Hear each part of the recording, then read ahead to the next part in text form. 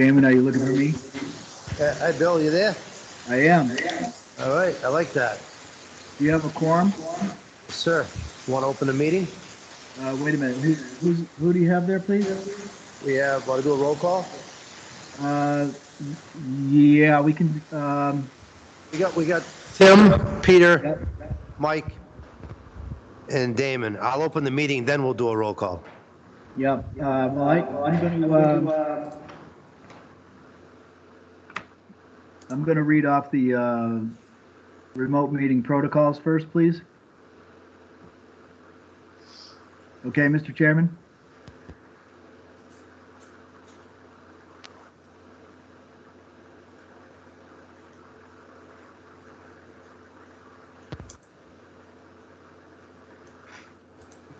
Yeah, we got Carl too. Yep. Carl. Are you ready for me? Yes. I don't know, can you hear me? I can. Okay. All right, so you're all set for me to go. Correct. Okay, good evening, everyone. I'm Bill McHenry, Clerk of the Conservation Commission. I'm going to read through the protocols for having remote meetings. I'm going to read rather quickly. If you have questions at the end, please ask. So we've already taken attendance at the meeting. We have Chairman Damon Tinio, Mike Mendelia, Peter Coffin, Tim McCarty, I believe, and Carl Hummel is joining us remotely. The open meeting law of the Mendon Conservation Commission is being conducted remotely and live, consistent with Governor Baker's executive order of March 12, 2020, due to the current state of emergency in the Commonwealth due to the outbreak of the COVID-19 virus. In order to mitigate the transmission of the virus, we've been advised and directed by the Commonwealth to suspend public gatherings, and as such, the governor's order suspends the requirement of the open meeting law to have all meetings in a publicly accessible physical location. Further, all members of public bodies are allowed and encouraged to participate remotely. The order, which you can find posted with the agenda materials for this meeting, allows public bodies to meet entirely remotely as long as reasonable public access is afforded, so the public can follow along with deliberations of the meeting. Ensuring public access does not ensure public participation unless such participation is required. This meeting will feature public comment. All supporting meeting materials that have been provided to members of this body are available at the town's website unless otherwise noted. Public is encouraged to follow along using the posted agenda unless the chair notes otherwise. And I believe Dan Byer will be posting that agenda on the TV screen from time to time. Ground rules for the meeting, please. The chair or I will introduce each speaker on the agenda. After they conclude their remarks, the chair will go down the line of members, inviting each by name to provide comment, questions, motions. Please hold until your name is called. Furthermore, remember to mute your phone or computer when you're not speaking. Remember to speak clearly and in a way that helps generate accurate minutes. For any response, please wait until the chair yields the floor to you and state your name before speaking. The chair will first ask members of the public who wish to speak to identify their names and addresses only. Each vote in this meeting will be taken by a roll call vote. With that, Mr. Chairman, I turn the meeting over to you. It is now 7:12.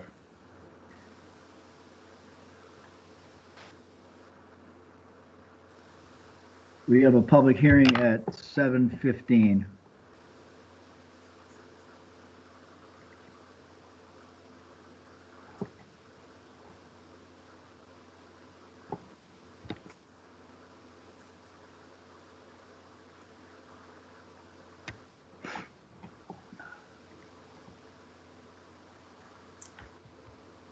If Damon's talking, we're not hearing it.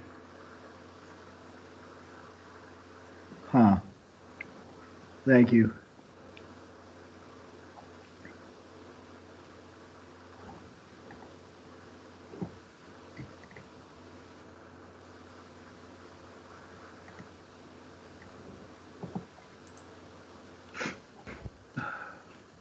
Hello? There we go. David, now I can hear you. Okay, great.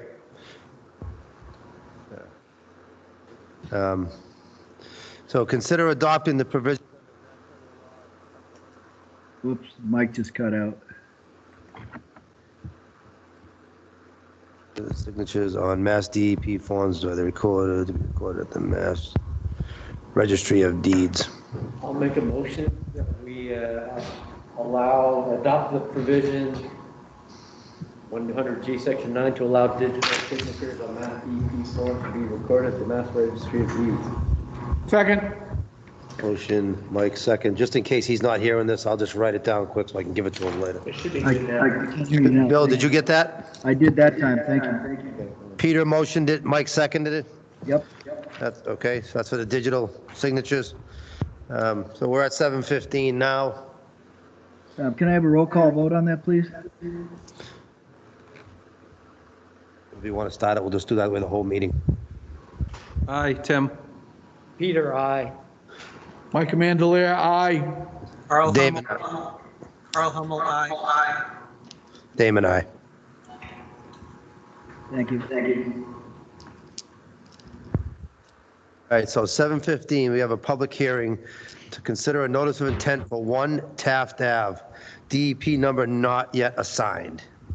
Do we have any As it plans turns out, on it? Mr. Chairman, the DEP number was issued since the agenda was posted, and so if you approve the proposal, we can supply the applicant with an order. Fred Lapham should be there to present.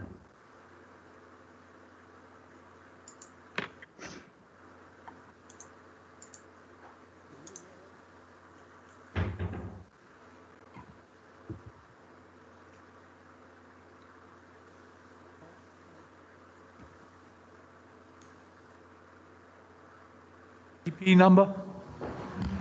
We do have a DEP file number now. You happen to know it?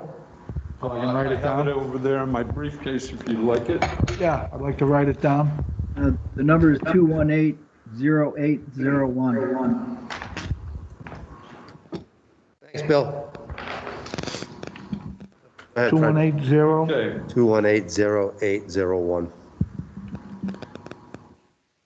this is a 4-bedroom, single-family house located at the beginning of Taft Ave, right on Route 16. It's a corner lot. You probably all know where it is. On the left side of the marina? Yeah. Oh, no, okay, oh, Taft Ave, yeah. Yeah, it's before you get to the, yeah. There's a white stockade fence Yep.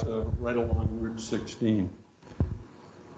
We had the wetlands flagged by Northeast Ecological Services out of Upton. And you can see here, the green shaded area is the wetland. The septic system that we're going to have installed for this house, they have a failed septic right now. And that failed septic system lays right in here, very close to the wetland. We're going to abandon that system per Title V requirements. And we're proposing a gravity-fed system, a septic tank, and a Caltech leach bed in this upper area of the lawn. This is a fenced-in backyard. They have a dog, and so it's entirely fenced. So we're going to take advantage of this lower section of the fence just for support and put our siltation controls on the inside of that. It's a chain link fence in this area. We are squeezed here, which is why we're asking for, we have a couple Title V local upgrades. I know that doesn't have to do with you, but we are 40 feet off the wetlands, and Title V requires us to be 50, and the Wetlands Protection Act allows less than that, but we have to get your approval. At this point. The reason we're 40 feet off the wetlands, we're also, if I can find that, oh yeah, 90, make that 84 from the well. So we have a problem because we're sandwiched between the two of them. And so it fits right in there. at this point, the cesspool or old system is probably doing more damage than, Oh, yeah. you know, Yeah, it's got to be in the groundwater, if not just a little above it. And we're probably less than 20 feet off the wetlands where the old one was. so what do you think you're going to disturb? How far will you be disturbing? The closest point of disturbance is here. We're not going outside the chain link fence, all right? And it's all open yard. There's a few trees, a couple of them will have to come down. But we're 21 feet from the closest disturbance. And yeah, we got fill going pretty much up to that chain link fence, so. Okay. We did our best. We made it long and skinny. That's going to help on the cost. This property was most likely wetland way back. Part of it, part of the backyard, is something like 7 feet of fill, sand fill, that brought the original ground up to the existing yard that we have now. So this was back in the day when we didn't have all the regulations that we had to adhere to. So, but we've got what I would say is a maximum feasible compliance for this layout. Okay, thank you. Is there any plans on stabilizing that fill when you hit the fence? What are you gonna do? Well, it's not much of a fill, but it does get down to the fence because the ground drops all the way. We have, the siltation controls are, we have a straw wattle, and it's going to be backed by siltation fence and with the further support of the chain link fence, so we don't see any problem. So you're not really raising the grade drastically there? No. We That's kept what- it, we went as deep as we could. We got down 144 inches. Oh, okay. So we had an extender hoe, so we were able to get very deep. And we encountered the original soils way down, so this is going to be a deep excavation, but it's not going to be much of a fill above grade. Any other questions? Just a couple questions. How many bedrooms is it designed for? 4. And that's how many bedrooms there are now? Yep. All right. Yeah, we're not increasing. And is that the property line that I'm looking at, that whole wedge stage? Yes. Okay. Yeah. What's the parallel line towards the southern edge? That is the old streetcar line that used to bring people down to the Okay. ballroom. Now, can you put on that drawing where there is a ditch that comes from across the street and then comes into a pipe underneath Taft Ave and then goes into a eroded 2-foot deep ditch that somewhere goes down into that wetland? Yeah, that's what it does. Yeah. Well, Right. no, yeah, but it's coming up from Taft Ave.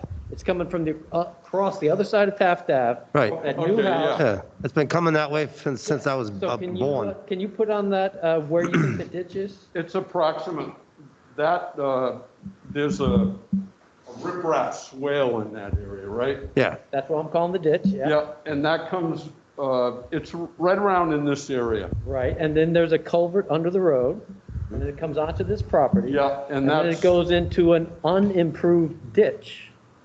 And I'm not saying there's water flowing in there, but at some point there had been.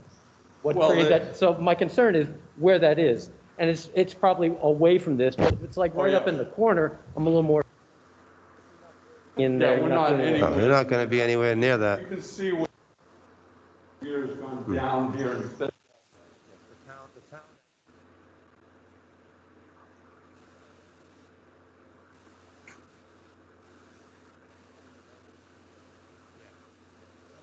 What I think Pete is asking for is for you to show it on that.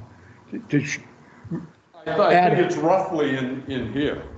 Yeah, but show it on Water the, comes across. Show it on the on the- property plan. You on should the be print. picking up any objects, and I understand you didn't want to flag the whole wetland going all the way to the property bound because this is an emergency repair, but I'm just, It's underground though, isn't it? The pipe is, yeah. Yeah, there's no wetlands up there. No, No, it's only wetland is down the bottom in the triangle part. Right, but there's an outlet to the pipe that comes onto the said property and then goes into a ditch. I'm just asking that that ditch be located on the plan. Right, show it, just show it where it comes across the road there, over here. It's underground, Mike. Yeah, and show where it breaks out, and then it comes You gotta into tell an it open comes ditch. across here onto Yeah. this property.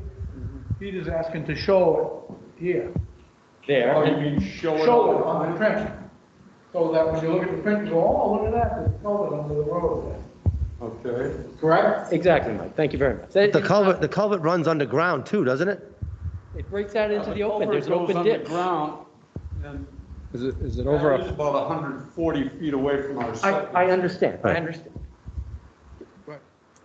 We'd like to see it on the, I agree with Peter, at least I'd like to see it on the print. It Where doesn't have to be it sticks out. surveyed in, just show a dotted Is it- line. We can't show it unless we survey it. is it on that property, Fred, or is it on the adjacent property?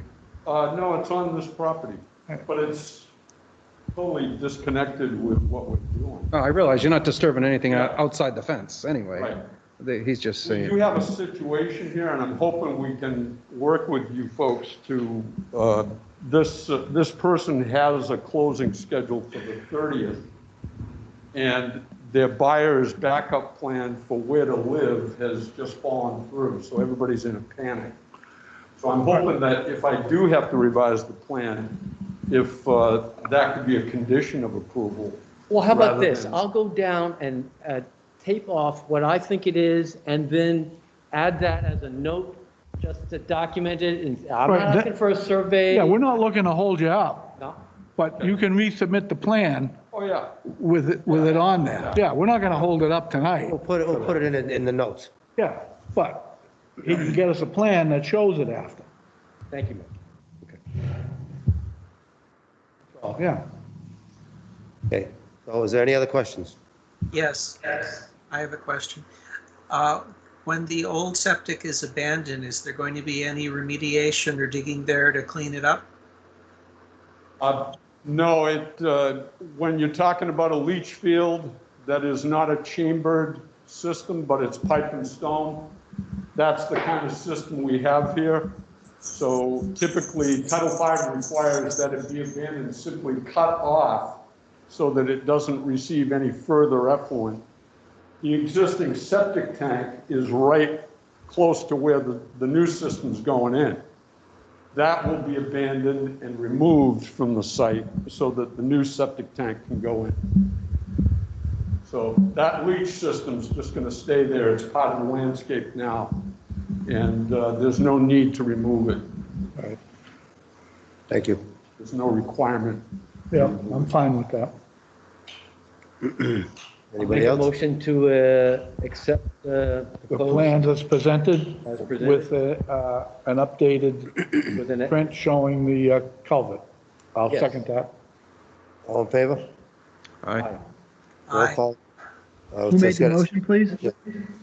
Peter, Mike seconded. Okay, and is there a condition on there? Yes, we're gonna put a condition, well, in the notes that Show Fred the will outflow of the show- underground culvert? the culvert coming under the road. The general location. And there's got to be a roll call on that too, so you guys want to, Tim? Aye. Peter, I. Mike Mandelia, aye. Carl Hummel, aye. Aim and I. All right, thank you. Mr. Chairman, we have a couple minutes, I believe. To expedite this process, I put together an order of conditions. Dan Byer has that form ready. If you want to handwrite in the special condition, and you could sign it tonight right there and give it to Mr. Lapham. Sounds good. Everybody okay with that? Sure. I'm okay with that.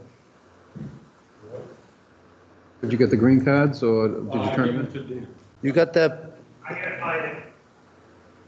You can get it later, or we Yeah. can sign it later. yeah. And if, well, you want to hang around a few minutes, Fred? Yep. All right.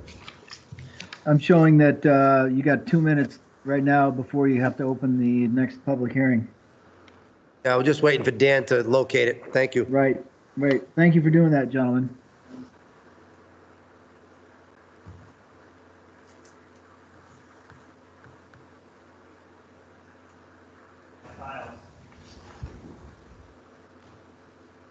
You remember when you sent that to him, Bill? He can't find it in his file. Oh, really? Well, I was working on it this afternoon. Let's see. Can you resend it to him? Absolutely.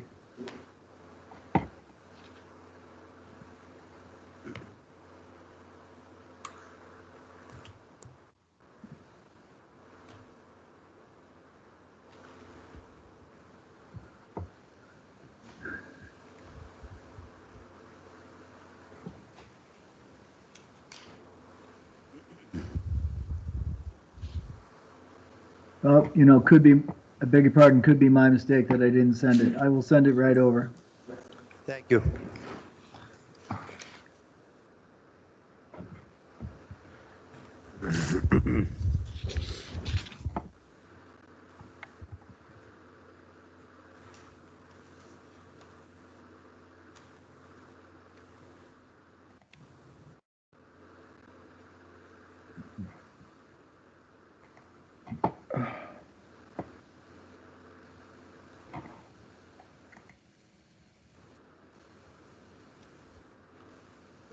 Huh.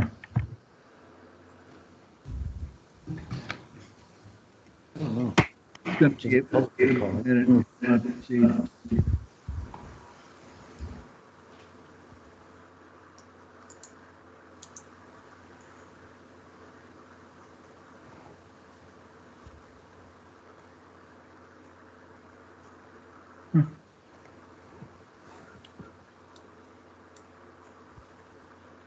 You want to open up the next one?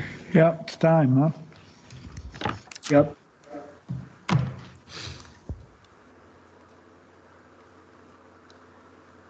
The public hearing to consider notice of intent for 49 Milford Street, DEP number 218-0795. Whoops. 795, yeah. Good evening, I'm Dale McKinnon, professional engineer with Gary Aaron Holman, representing George Benari for the proposed project at 49 Milford Street.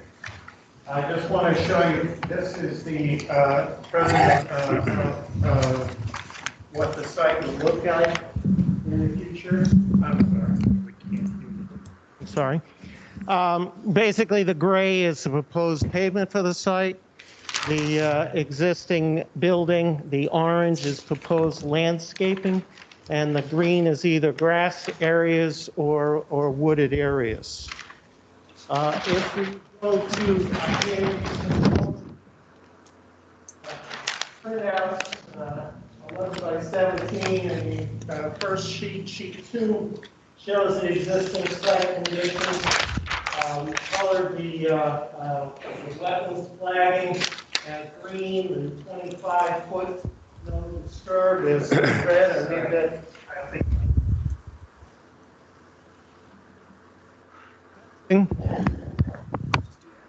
okay. So I made the red a little heavier than the other colors so that it would show up. That's the 25 no disturb. The gold around that perimeter is the 50-foot, and then the 100-foot is a blue that's around the perimeter. So this is the existing site. You'll see the pavement that's existing on this site, and the buildings that were there.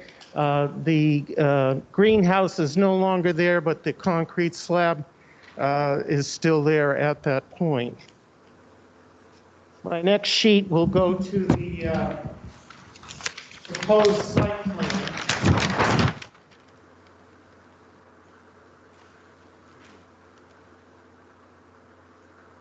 And the proposed drainage for this, well, I'll go into that on the next sheet, but I guess what I want to show you is that there's the proposed areas where we're doing some work within the 25-foot no disturb, and that is for the outfall the drainage system, so that can fall into there. And then the existing entrance drive is already in that, and we're proposing some landscaping on that side. So we have these two areas that we would need you to provide a variance of your 25-foot no disturb. The other items to note would be the fact that there's paving within the 50-foot. In the back, we have a rear parking area that goes uphill in the back, and then there's parking in the back of the building, and then parking in the front with the entrance off of Milford Street. All utilities will come off of Milford Street. There will be a septic system that will be installed in the front area, grassed area. Let me go to the next sheet, which is I want to demonstrate what the drainage system is. I put a major fill on this site because existing groundwater is very shallow. So in order to make the drainage system work, we are proposing to fill the site approximately 2 feet in the area around and going out to 0. We're about 2 feet at the building itself, and then we're sloping off in all areas around from there. So we have proposed grading that you can see on the on this side of the building. I can't. Okay, and then the proposed drainage system has 2 catch basins in the front, 2 in the back, 1 in the back corner of the far parking area, and then a bypass catch basin. We're proposing a berm along this whole side of the site to intercept all of the stormwater and direct that over to the wetlands. Purpose of that is so that none of this stormwater coming from this side of the site would have to pass over any of impervious areas. So this would be clean water captured and then passed over. We have a proposed underground detention basin. Because of the high groundwater, we have to put it in pipes. And instead of putting it into infiltration system or something of that nature, we had to provide the infiltration in another manner. So the proposed pipe system will store the water as an underground detention basin. And then we have a control structure back in this south corner of the proposed parking lot. And then it has the outflow to a plunge pool and then into the wetlands at that southern end of the site.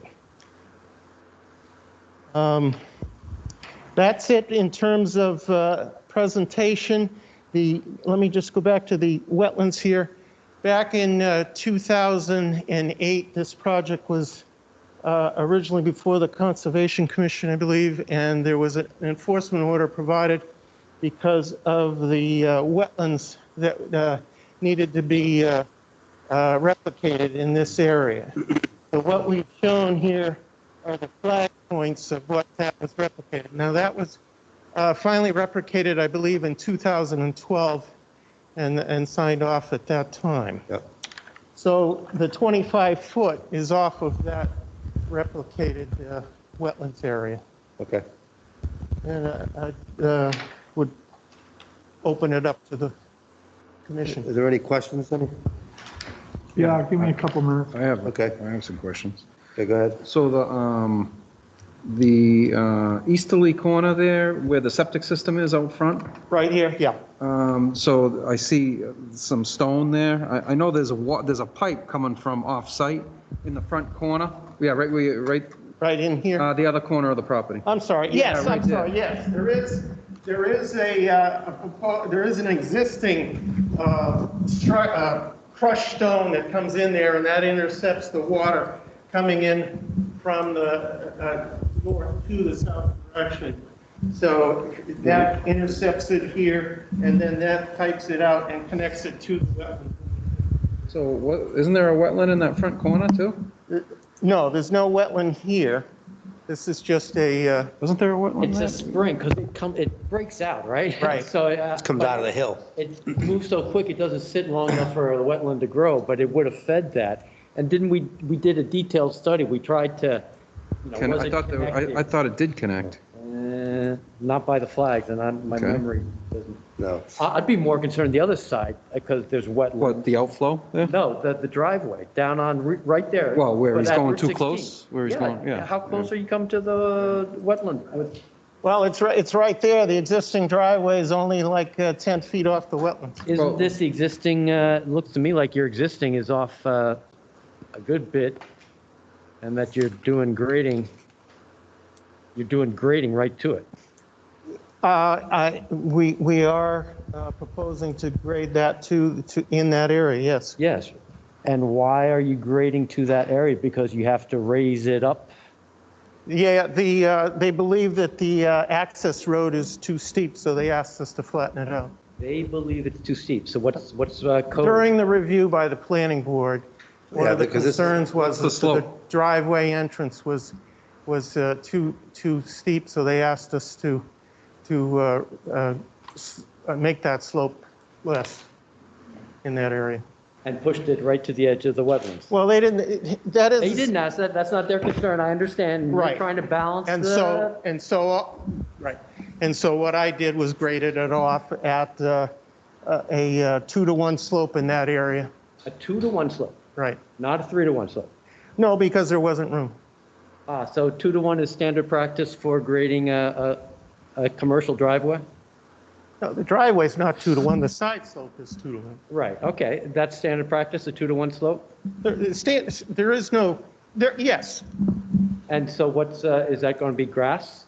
It's going to be junipers and mulch along that area. Hold that slope.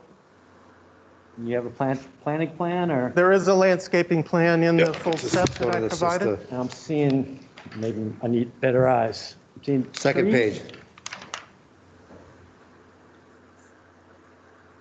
Landscape slope with rug juniper.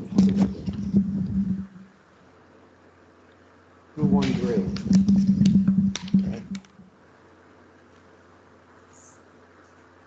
And you couldn't swing it over this way anymore? Well, it's existing there and we need the location. It's an existing driveway entrance and we were trying to use that same driveway entrance. That was And my- then we still had, I'm sorry. That was my next question, actually, you cut me off. I'm sorry. So you're developing, you're designing the whole site. Why would we give you a waiver if you got a new design here? Why wouldn't you have just moved everything over a little bit to stay out of our regulation? We're trying to use the existing site, which has a very sharp turn I in understand. this area. If we came over here, it would be even harder. So we're just trying to use our existing site. I'm not trying to tell you how No, to no, I'm design it. just I'm just telling explaining you to you. I that, the understand. regulation, now you're creating a slope like this, and the stuff's going to wash in there. It's going to happen, because we don't get an inch of rain in 3 hours. We get 5 inches in a half hour. So you know how that works. Right. So that's why I'm wondering, why would we consider that, when you're doing a new design here? When you maybe could have come up with something a little bit better? No? I'm just asking the question.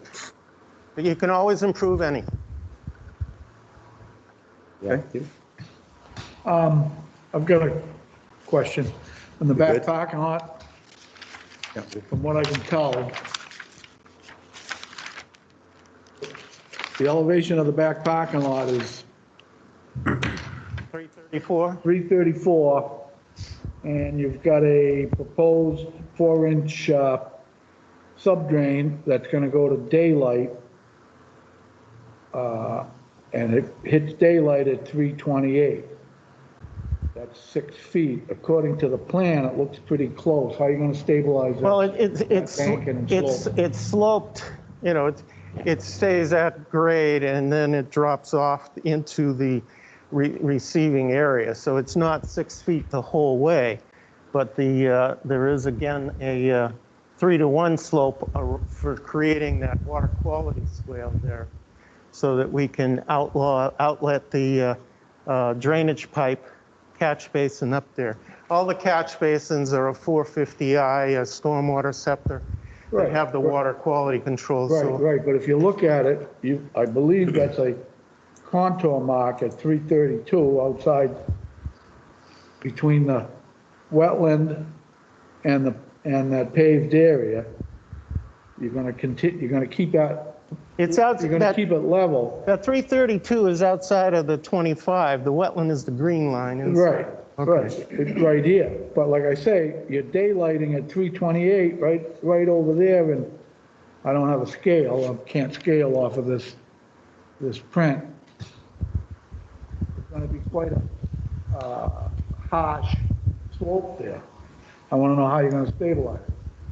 That would be a grass slope. That's a, Right, how you gonna keep the grass on there? What are this you is, showing this up is a there? 3-to-1 slope in this area for this swale. This is a 3-to-1 grass slope. Right here. Yes. Where's the end of that pipe? The end of that pipe comes out right at, see, it says here, proposed 4-inch perforated subdrain, invert 330 is up here. Okay, so it's 4 feet below grade. And then it just outlets at wherever it meets grade and then flows into the, Right, so where's the grade? So that's what I'm saying, is you're calling 332. 332, right? Here's a 332. right there. Right. And there's the end of the pipe.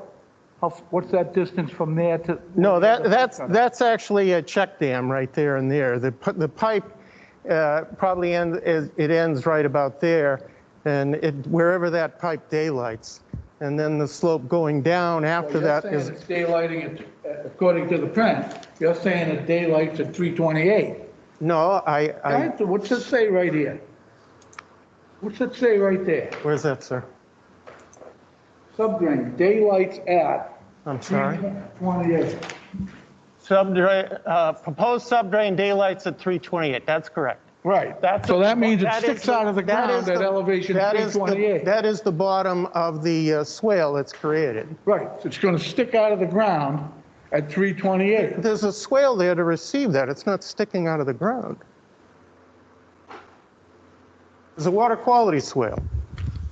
Check dams on the water Do you have a quality swale. detail of that, what it's gonna look like?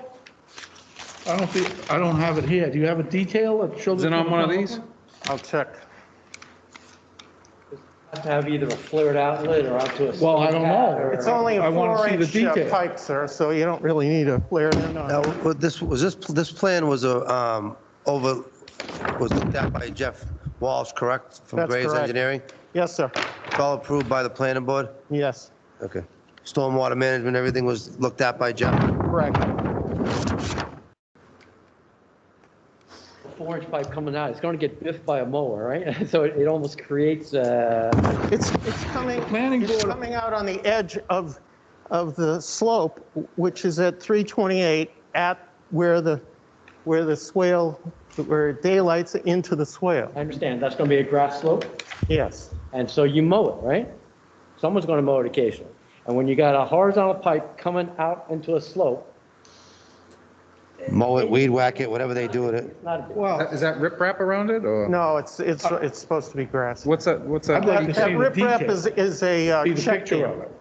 I can't picture it, to be truthful. That's kind of close. You make a good point. We would cut that off at a 45 to fit the fill edge. If stone dry or something. But it's a 4-inch pipe, you know. Do you have a detail of the swale? I was looking at that. I would presume so. Well, a water quality swale is kind of a, Still gotta it's provide not a detail. special item in relation to, You still have to Stormwater provide a design. detail. well, if we need to, we'll be Provide glad a to do detail to that. give to the guy in the machine that's gonna shape it. I want to see that detail. You should have it. Well, sir, I'll be glad to provide that to you. Right, I know you are. I see you looking for it. Is the 4-inch pipe coming out of the catch basin? That's where it's coming from? No, it's around the perimeter of the parking area. Oh. We don't want any, we want to intercept the groundwater so that it won't come up in the middle of the parking lot. It's So like a we're taking subdrain. it around the perimeter, so that, and then discharging. Yes, So sir. where does it pick up? All the grade coming out this slope here and all of No. it comes around or? Well, yeah, let me see. So it's coming around and it's starting right about here and coming around and then discharging over here. Okay, so the water coming off this slope, This way, we have a. does it go onto We the have, road? no, we have a proposed berm shown around here, and that would take the flow from the high point up here down to this catch basin over Okay, here. so the high point oth- somewhere here? Right, and then in the other direction, it flows around.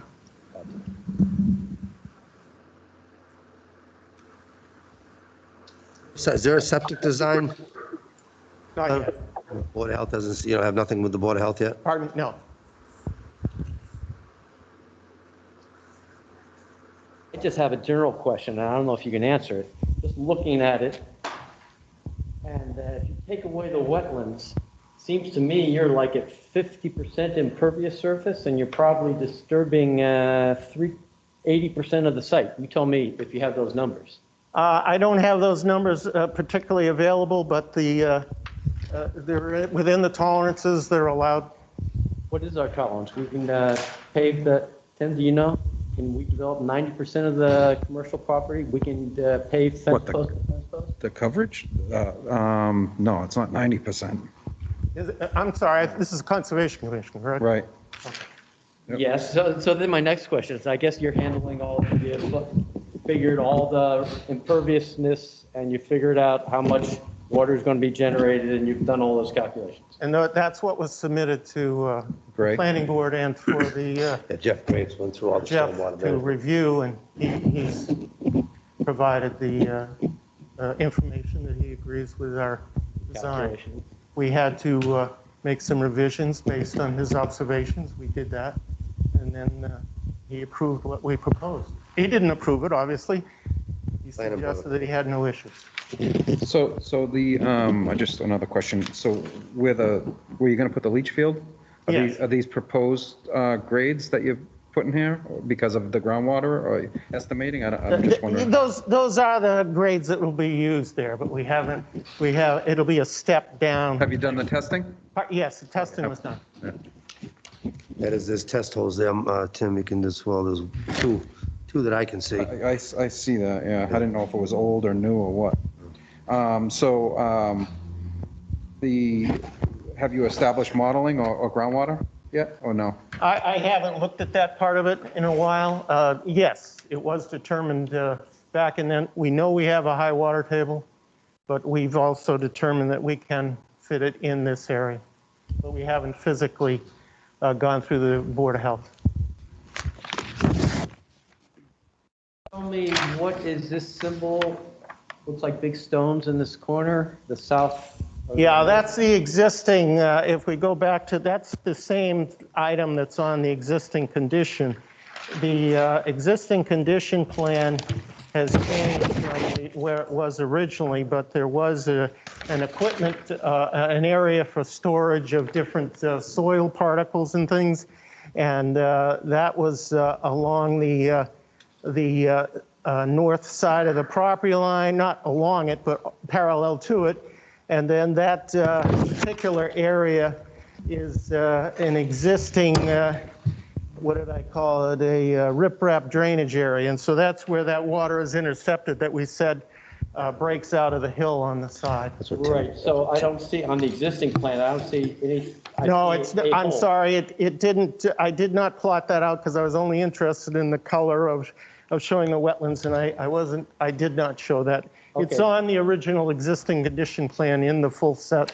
Right, and so we think that is a pretty good sized hole that someone might have tried to dig out or filled with stone, and that's where the water might break out. Well, we've had a pipe in there for quite a few years. I believe it's an 8-inch PVC. We're also now going to be intercepting with what I've said about the berm that I'm going to build along that northerly side of the property to direct the flow to the catch basin that will direct the water over to the wetlands.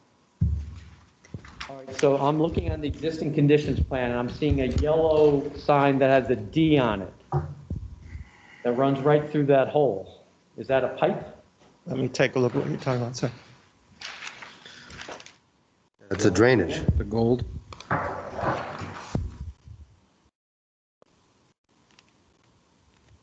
A pipe going into it and a pipe going out?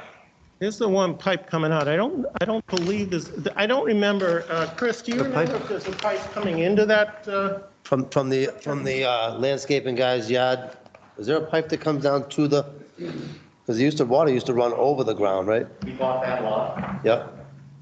Oh, I'm sorry, yes, there is. Yeah, somebody put it on the map. There is a pipe exposed, but that water comes from across the street. Right, remember, we went through this, yeah. They Right. whatever, dumps the water Onto that property. to that piece, and then it comes down to ours. Right. I remember we went through this last time we were going through all that. Remember? Well, I never knew that there was a pipe. I knew, yeah. Well, I think they put that pipe there to eliminate the water from just, because it used to just sheet flow across the whole, it used to throughout the whole parking lot, right? It became an ice problem. See, there's the pipe that's there. It doesn't say what size pipe. I believe it's only an 8-inch. I don't recall. Only an 8-inch. Only an 8 8-inch. inch, and then this 10 inch going out to the back. And a 10-inch going out. Going in this way. And the rip wrap in that area. Right. Yeah. Yeah. So that's just telling me water's, that's the way the water used to run, right? And so water's coming all, it's making its way there. Across the street from the town, the state. It's got catch basins over here. And the water in the street, doesn't it run by, or where's this water, catching water from up above? We've seen the water coming out of the ground up in here. We believe that there's a hole in the state drainage system, and we've seen some of it progressing on, but we've also seen this 8-inch pipe that outlets at this. This is a buried pipe. What we've seen is this pipe coming into this structure. And you're seeing water coming out of that 8-inch pipe? Actually, I never have, but I'm sure Chris has. Years ago, we were having the issue with back here. So the state had, there was a situation where the state was dumping water in here and it was coming down from this property years ago. So what we want to do is we're proposing a berm to direct the water over here to a catch basin, actually and then this would be piped over to a wetland so that we didn't have any animals progressing on to the pavement. And in your calculations that the engineer reviewed, are you assuming just the water comes in, or how much water are you assuming is coming into this pipe? Did you include that in your calculations? I did not include that in the calculations. All I worried about was the watershed coming in, and then we had the necessary drainage. Well, I understand maybe you're only responsible for handling the drainage that your property is creating, especially when you're going to be creating a lot more drainage. Let me finish. But an existing situation with a pipe, don't you have to take that into? Yes, you do, and I explained it poorly. Let me try and get it again. I designed this to handle whatever stormwater flow is coming from that direction. So you figured out the catchment area of this, assumed it all went through there, and that the state. No, I designed that the berm would carry that water, and then I piped it over to here.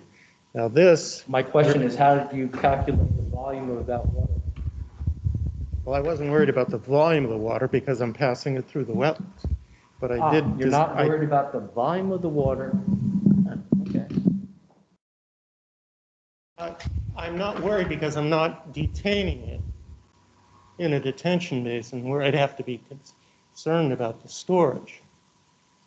I'm bypassing and directing it because I know the peak flow of that. I designed my drainage conveyance system to redirect that to the wetlands. So in order to handle the peak flow, you've got to estimate what the peak flow is, and you can, down to a T, you can figure out how much is falling on your parcel.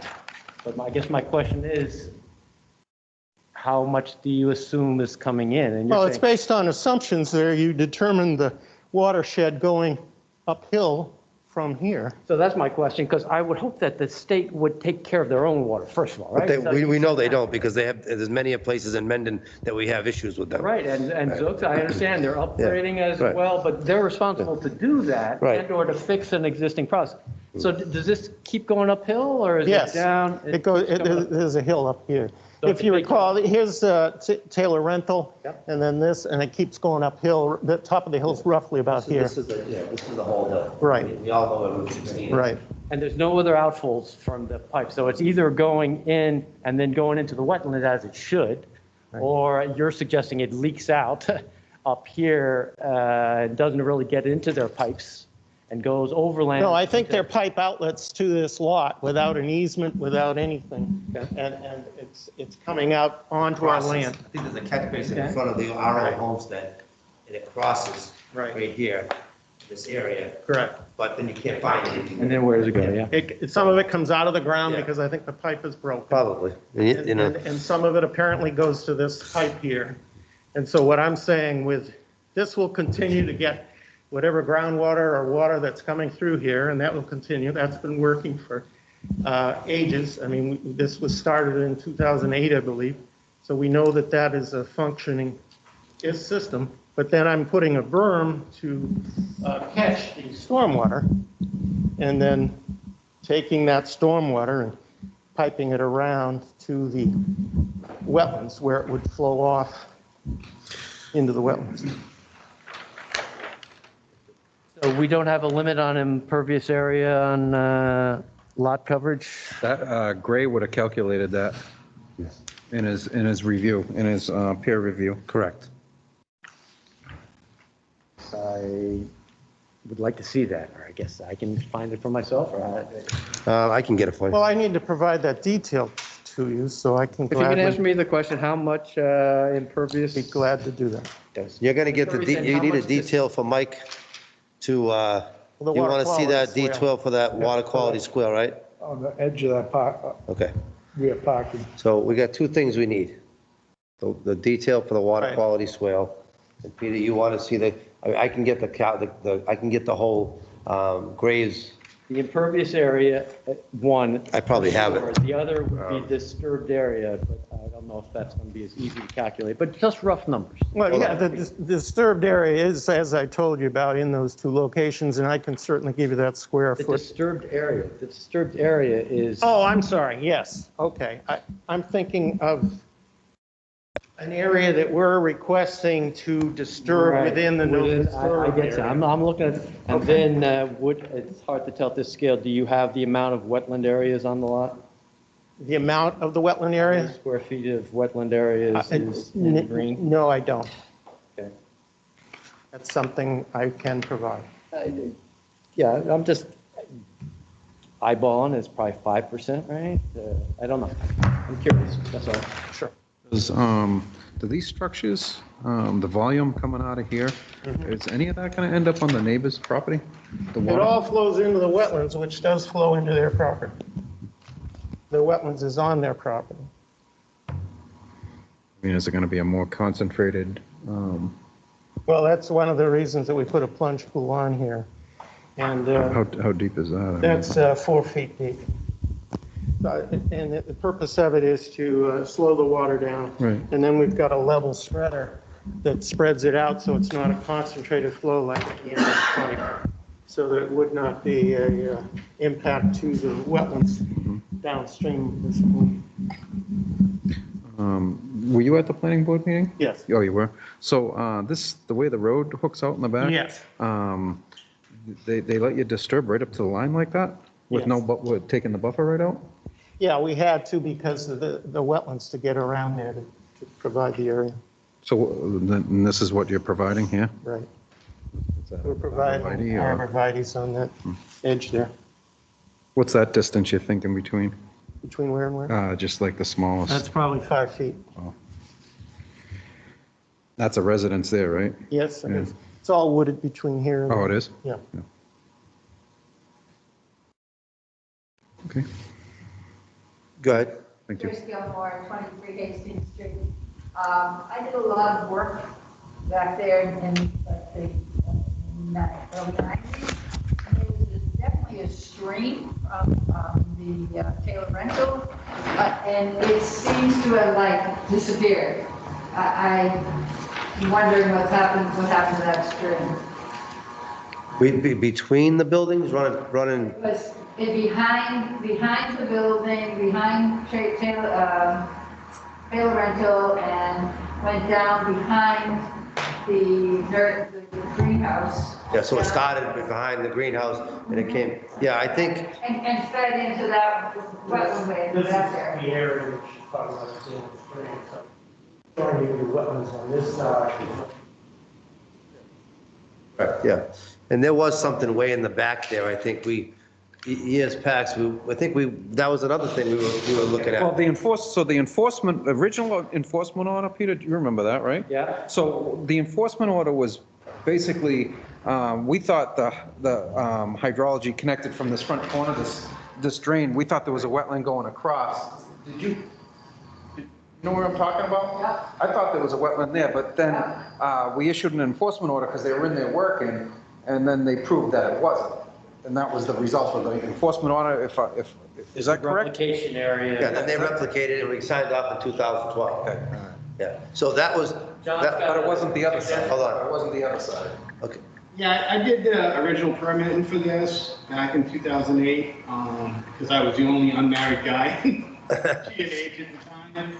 And when we did that, yeah, we did test pits from that front corner all the way to back to see if there was a hydraulic connection.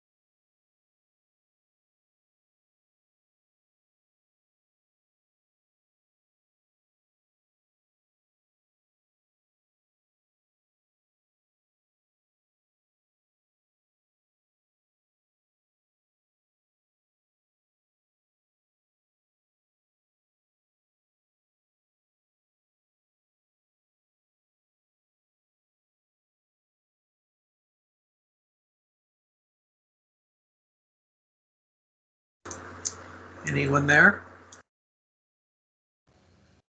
I'm here, Carl, but I think we're both cut out. But we could be, audible in the room.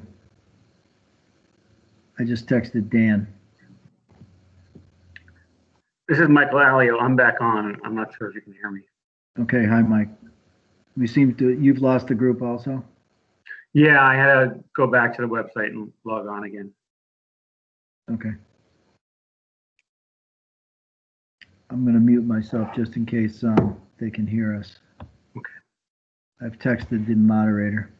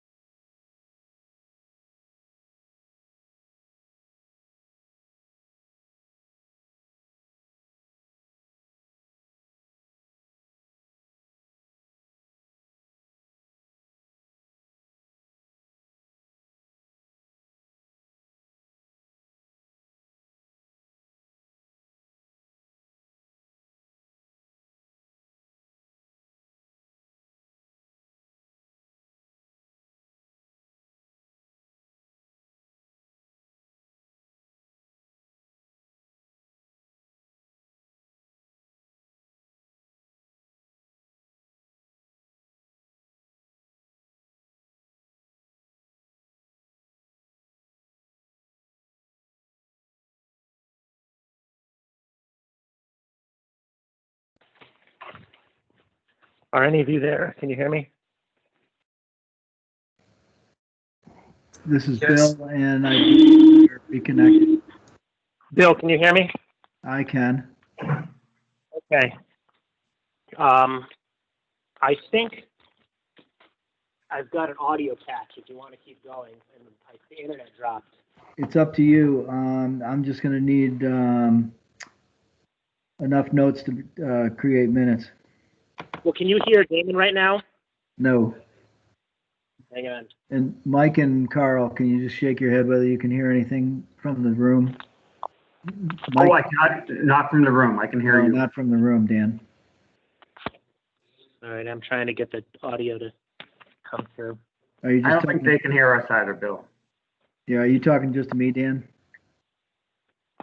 Yeah, it's just me right now. Yep. Okay. Like I said, I can see Michael, Leo, and Carl, and both of us, all of us can connect and see each other.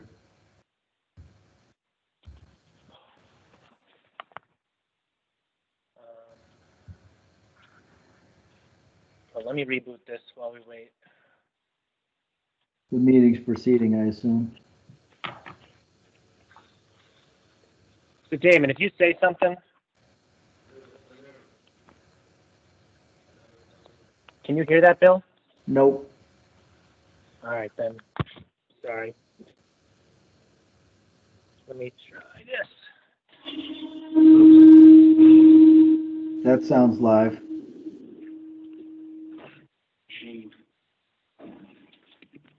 All right. Can you hear the people now? I can hear background noise, and that's all. Yeah, you. I hear like mic feedback, Dan. Yeah, that's all I'm gonna be able to get. Yep. If you just give me a second, I'm trying to reboot the computer. Sure. You want me to log off and back in? No, don't leave the meeting because I think. Well, Okay. let me think about some ideas here. Yeah, we lost the internet, so I can't. I can put Bill on speakerphone, I guess, but I don't know. Bill, can you hear? Can you hear them? No. I can hear them in the background, but not, it's not really intelligible. Yep, that's my speakerphone. Let me think about how to see if I can get you turned up any louder. Oh, hang on. I think we're back.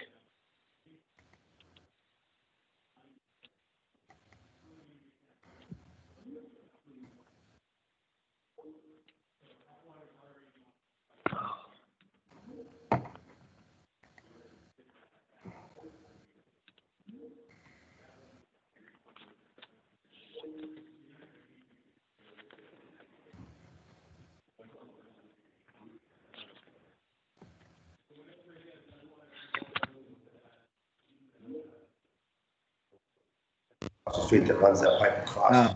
Here we go. Yeah. This is Bill, and I'm here, and I believe the other remote participants are here. They're nodding in agreement.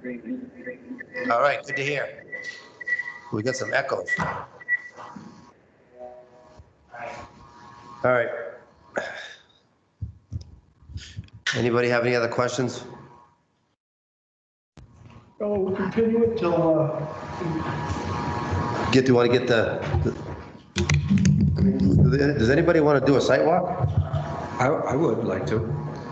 I mean, if that would help everybody get their bearings over there. At least we can see where, if they can put some markings in. I'm assuming, he said the wetland is delineated. Right. So we'll be able to see where that is with the driveway. And then, I mean, everything that was done on that site, we approved back in 2009 to 2012 for them to do. The pipe work, and we went out and physically looked at it when the work was done and signed off on it, because it was a very sensitive subject. I do remember that.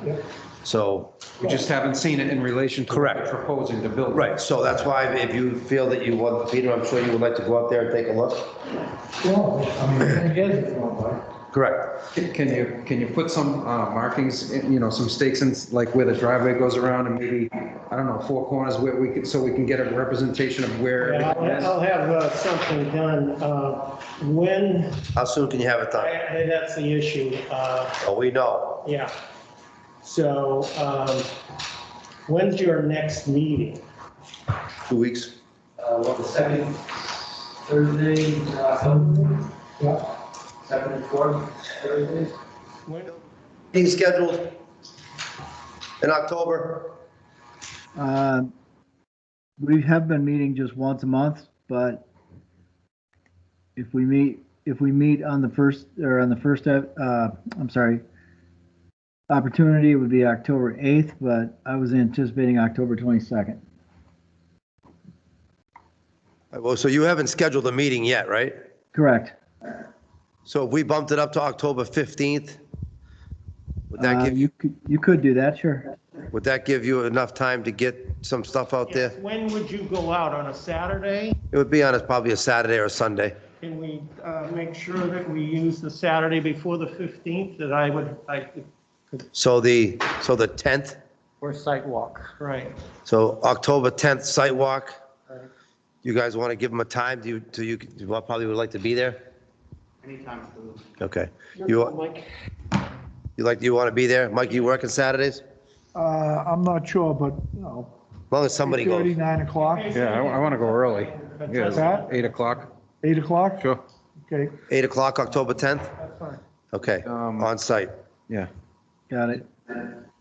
And you can, at that time, maybe you can have the plans with the two things that these people, The three items that I got listed here is the water quality swale detail, the amount of impervious area, and the amount of disturbance in the lot. Was there anything else that you needed? those last two things are probably on Jeff Graves' stormwater management Yeah, I report. have it in my report. Right, I right. didn't think I would need it, sorry. No, that's fine.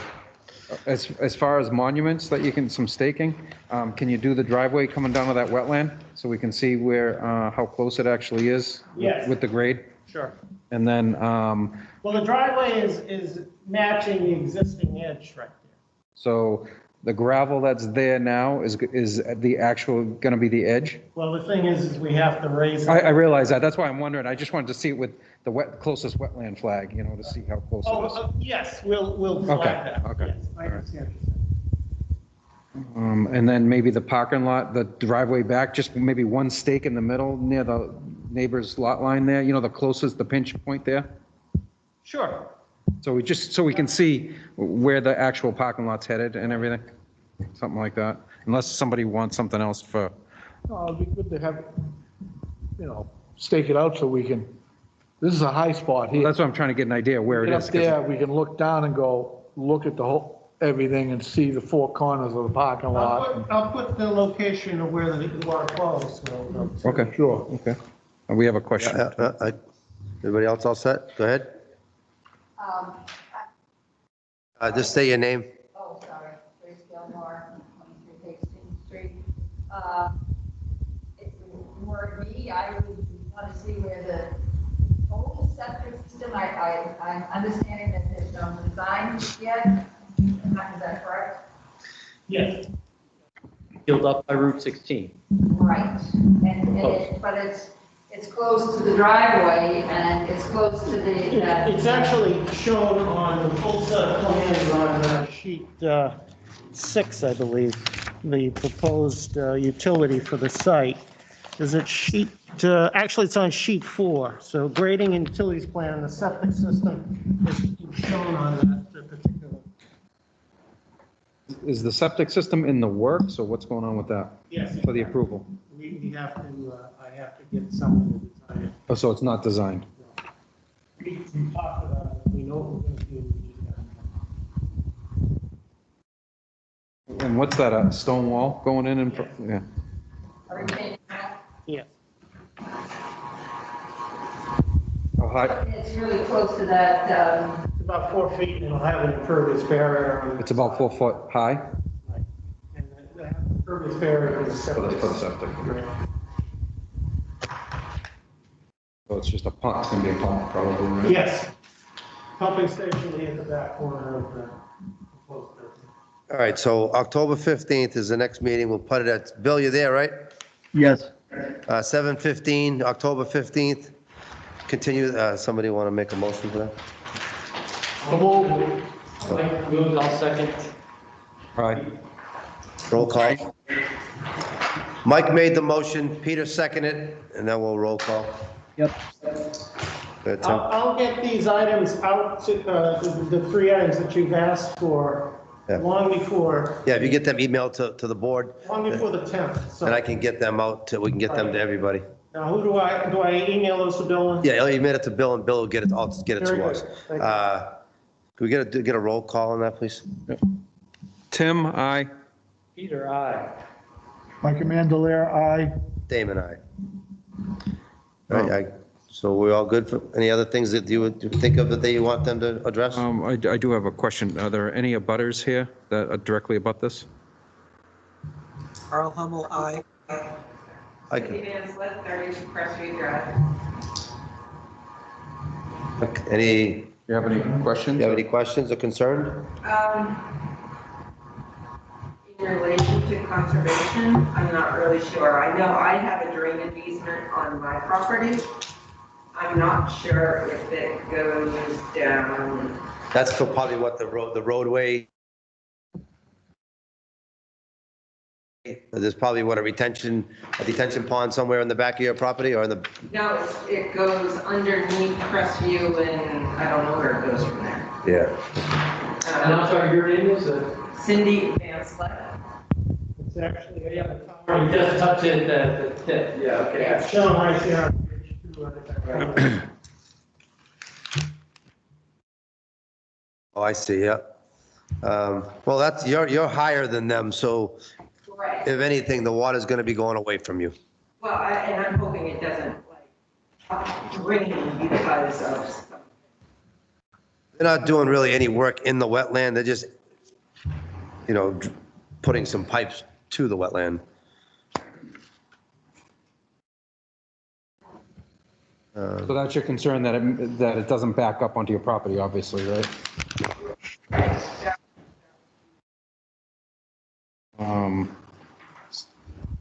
Did you want to be there on the site walk if it's okay with the applicant?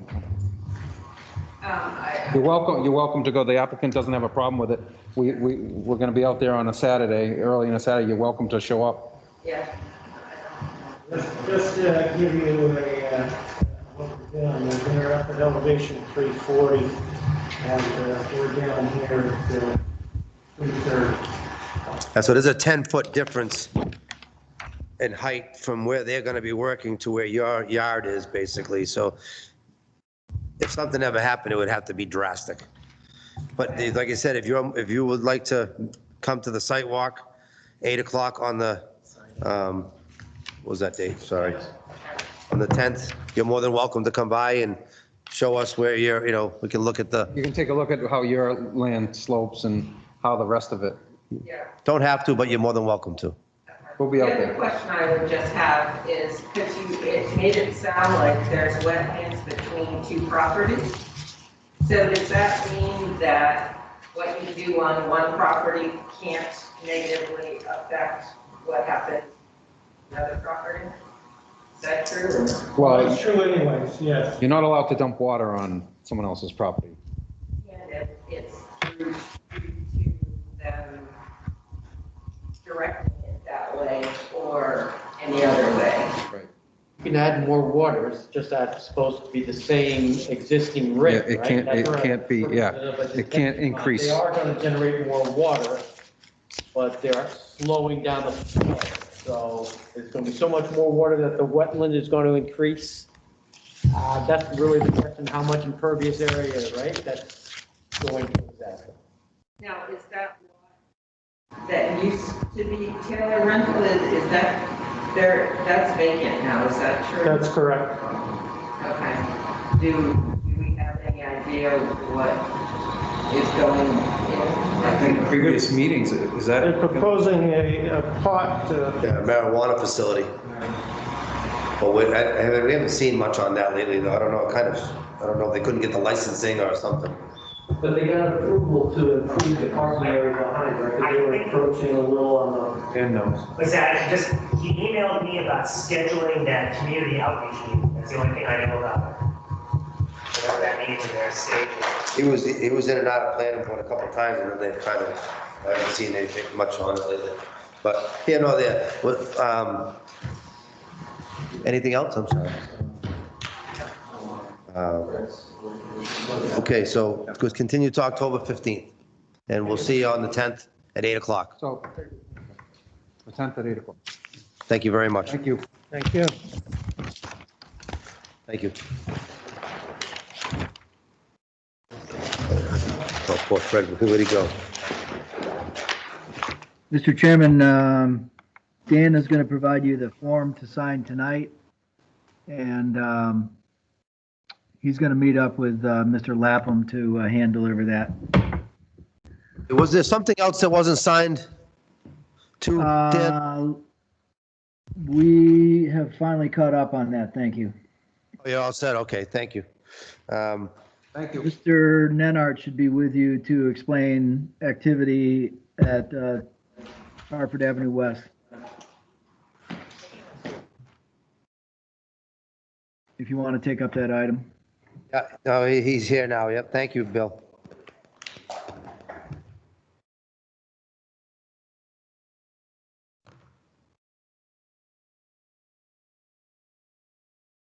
Thank you.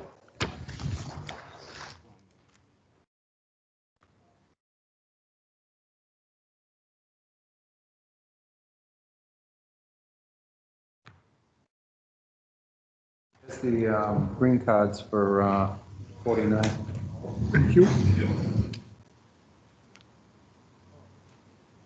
Yeah.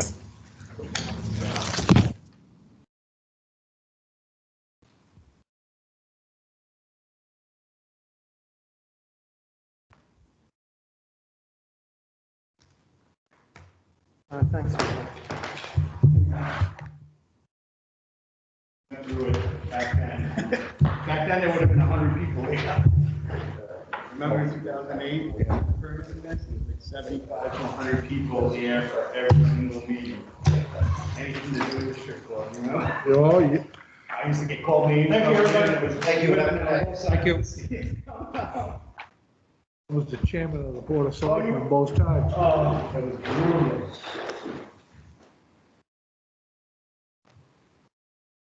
Yeah. Because I was the only one that was married, none of their wives wanted to do it. Look at you, that was a shit show, too. Oh, my God. I remember that was Oh, it was bad. oh. Remember when we were having the meetings at the gymnasium, there was so many people. We're not live, are we? No, you can't, you're not on the internet, right? Supposed to mute me when I'm swearing. Yes, you're live and this is being recorded. All right, anyway, All right, so. strike that. John and I were doing, you guys asked me to come in today about work at 29 West Hartford Ave. We bought this property at an auction about a year ago. It's probably one of the most blighted properties in the town. The house was known as a pretty much a drug house, rat infested. Some of the rooms had up to 2 feet of bird crap in them. There was multiple vehicles on the property. There was pavers and dump trucks and construction equipment and farm equipment and SUVs and cars scattered throughout the property. So we got in there, rather than tear down the house, we decided to renovate the house. The first thing we started to do was clean up the property. We probably made at least 50 trips of 30-yard dumpsters in and out of the property. While we were doing that, the driveway was rotted down to a point where the trucks couldn't get in and out with the dumpsters anymore. It was mud. We were tracking mud up onto Hartford Ave. At that time, we put, there was no silt fence installed. It was an existing driveway crossing. There's pictures there of it. We put silt fence and wattles down both sides of the driveway at the bottoms of slopes on both sides inside the wetland flags. We had the site flagged in February of 2020, prior to any work being done. We also had the property line survey done and flown topo done of the entire property. So we had trucks going in and out of there. At that time, we scraped out the mud and the gawk, and we put in about a foot of processed gravel in the existing driveway path, along with the silt fence and the wattles down both sides. This spring, we had some pretty heavy rainstorms. We were having trouble controlling the flow coming down the thing, so we put another row of silt fence and wattles at the top of the slope, at the edge of the driveway. And then it stayed like that all summer long. I think first week I was on vacation in September, right around Labor Day. I think we had a pretty heavy storm. There was water coming down the hill. It created some gullies. It blew out the top silt fence. It didn't silt up any of the wetlands on the lower side. It got caught by the lower silt fence. But at that time, they went in and they put 2 riprap berms coming down the driveway on both sides, and they wrapped that in filter fabric. The berms are about, I don't know, foot and a half, 2 feet high. They ran that down both sides of the driveways, all the way up the hill. They did a little riprap area here for the water that comes down and hits that, because that was getting all dug up. And then they went on the other side of the driveway, came up and wrapped it around with a check dam on the top. That's what you're seeing on that plan. We did not do a filing. I have a determination of applicability with me to file if the board so wish, but that's the work that's been done on that front driveway. The house is complete. We pulled the building permit. The house is fully renovated now. We renovated the 2 barns that are on site and removed all the junk from the site. There's no more junk on the entire site. That's where it stands. The board asked me to come in. This picture of the hole, is the pipe still there? The pipe is still there. It's silted up probably halfway with old mud. It's not anything new. It's, you can see it's What's that, black. metal pipe? It's a corrugated metal pipe. It's an 18-inch. Now, that will all get replaced. We are in the process of designing an open space subdivision there. I already have, you have to show a conventional subdivision and the open space. I have the lot configurations done. We're just doing the grading on the road and the drainage. I assume that will be submitted in the next 6 weeks to planning board, and we would submit to you at the same time, because it just gets too complicated. So there's future plans for this property. There is. So it's about 35 acres, and then there's another 11-acre parcel. So the way that I have it designed right now, there'll be about between 22 and 30 acres of open space that'll get donated to either the Town Conservation Commission if they want it, or the Metacomet Land Trust. Metacomet Land Trust owns about 20 acres that abuts our piece on the, I guess that would be the easterly side, and they have no access to it. So the way I designed the subdivision, at the end of the cul-de-sac, I left a 25-foot access drive and a strip along our land that would connect the 2 pieces. And then there's a huge upland, that's beautiful property up in the back that we really don't want to get to. It's way in the back of our site, and that would be part of the Metacomet Land Trust. Piece of land. That's up to you guys. Yeah. My personal opinion, Yeah. if you take it off the tax roll, that'll do the town. Yeah, we have to do it to do the open space subdivision anyway. And then, yeah, so I don't care who it goes to. Like, it can go to the homeowners association. In the Mendon bylaws, it can go to the homeowners association. It can go to the conservation commission in town. You can go to a land trust. So those are our 3 options. That's your decision. Yeah. But we appreciate. I just thought, since Metacomet Land Trust has landlocked land there, they would be able to access it. Maybe they do walking trails or something. It's really pretty nice property up in the back. So getting back to this driveway situation, so you're in the next couple of months, you're going to be coming in with a site plan. I would say within the next 6 weeks, with a full subdivision. Will you be changing this? Yes, that'll be changing. We'll be So doing. basically what you did there was to stop and Yeah. to stop losing that. Yeah, it was I took a horrible. ride down, I forget when. Yeah, right, Remember I called you and you told me where it was? I took a ride down. And it's been like that for years. That driveway crossing's been there for years. Places was a disaster. It was probably the worst blighted property in Oh the my town, God. I think. Uh, If I could, Yeah, you can. I I'm not a direct butter, but my son is, and so I drive down this road sometimes. And in February, March, I saw a big pile of big rocks, big mound of looked like processed gravel, and another mound, right? And I'm saying, oh, what's that for? And the existing driveway was very narrow and overgrown. I'm not quite sure how wide it was. It was 10 and a half to 10.4 feet. Is that what these numbers are? Yeah, and the current driveway is 11 feet. Okay. So the existing driveway. So then what I think you did, so you picked up the flags in January, February. February 2020, before anything was ever. Right, okay, so you flagged it. Yeah. Then I'm thinking what you did is you took those big rocks. Yep. And you put them on the edge of the existing driveway. That's correct. That's what we did. And when I asked, Tim went out there, and Tim reported three things that you told him. One is that you were under increased scrutiny from DEP, so you wouldn't be doing anything wrong. That the rocks were put there to hold up the silt fence, and that you were buffing up the driveway. No, none of those are true. I never said that the rocks were put there. I never said we were under scrutiny from DEP. I said they put the rocks there to fill between them to stabilize the side slopes. So wait, so they put the rocks alongside the existing driveway in the wetland? Nope, absolutely not. Top of the bank. Top of the bank. That's correct. So when this. So if you go out there, the bottom of the bank, you can still see the leaves and the black matter on the bottom of the bank coming down to the wetlands and the rocks. So on this top of plan. that. Yes. That says existing riprap wrapped with filtered fabric. That's on the edge of the driveway and the top of the banks, on top of the stones that we put. Oh, the more modern riprap. That's above it. So where the big rocks, I call that riprap. What do you call the big rocks? No. That's not riprap. We put big rocks there so the fill wouldn't push out into the wetlands. Wow. Then they put the riprap on top. Well, you have very pretty pictures. I got some pictures I'd like to show. Yeah. And unfortunately, so this is me standing on the driveway. There's 2 rows of silt. Those are the big rocks, and that's skunk cabbage. So there were also big rocks there before we put big rocks on top of big rocks. We put big rocks on top of big rocks. I don't know what big rocks were. So this is at So the same time frame. that's how the original driveway was built up, with big rocks on both sides.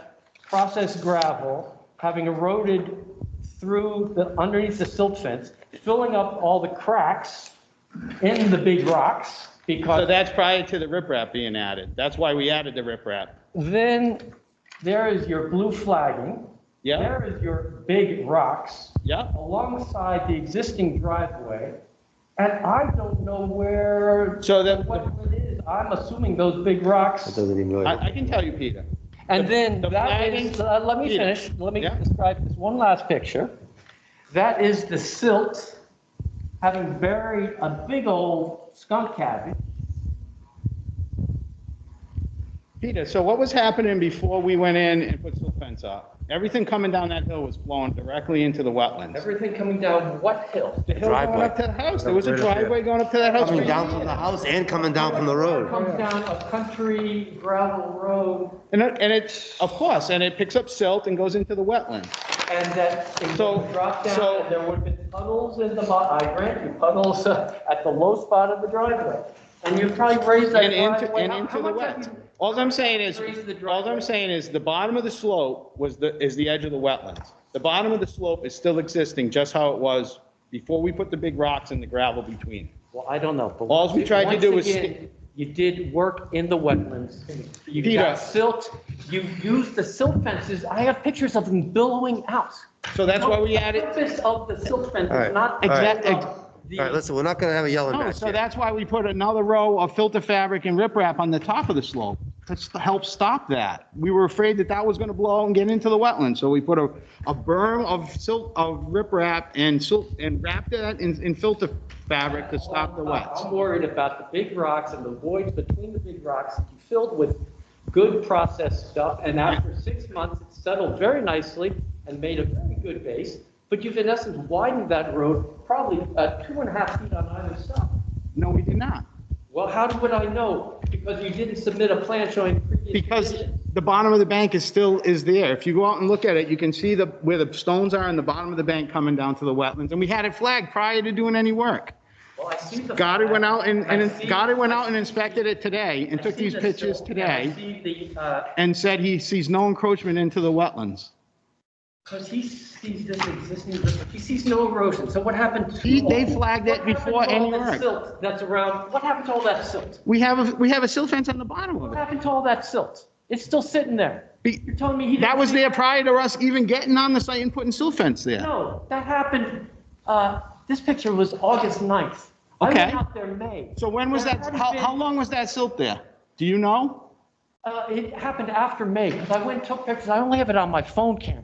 The silt hasn't been so bad. When I first called in, Tim. Peter, how can this silt Wait, get no, worse will you after let we me put finish? silt fence there? When I called in Tim as to what was doing, those rocks were there. Correct. Tim sent a picture of the up on top, but he didn't take a picture of the big rocks down below. I was there too. When you went, I was there too. When you were putting the silt fence in. Yeah. That day, we Yeah. were all of us were And it there. was told me those rocks were put there to hold up the silt fence. And the silt fence gets filled in. You use the silt fence to hold in the fill that you're putting in. It bulges out, it leaks out. There was wattles in front of the silt fence too. You put So- in wattles after, yes. So we dug a trench, put the silt fence in and backfilled the soil against it. So of course it's gonna have pressure on it. That's how you install the silt fence. You don't just bang the thing leaves in. it. You don't allow a silt fence to fill up to the top and over. That's why we put the riprap. We went Supposed back. to dig out so that the. Peter, all I'm trying to say is They we didn't went, want, so, look. we didn't want it to when go I- over the top. We put riprap, that's why we did the riprap coming down the sides to When I went to there, stop the that. original, I'm just, retain, or stones that were there were still there. They didn't We pull didn't- anything out, so they like, didn't we go didn't, wider. I just want to know say that. this. We didn't go in, They went 6 inches wider. we didn't go in there to Do you do, believe that those were new, those were fresh rocks put down there in March?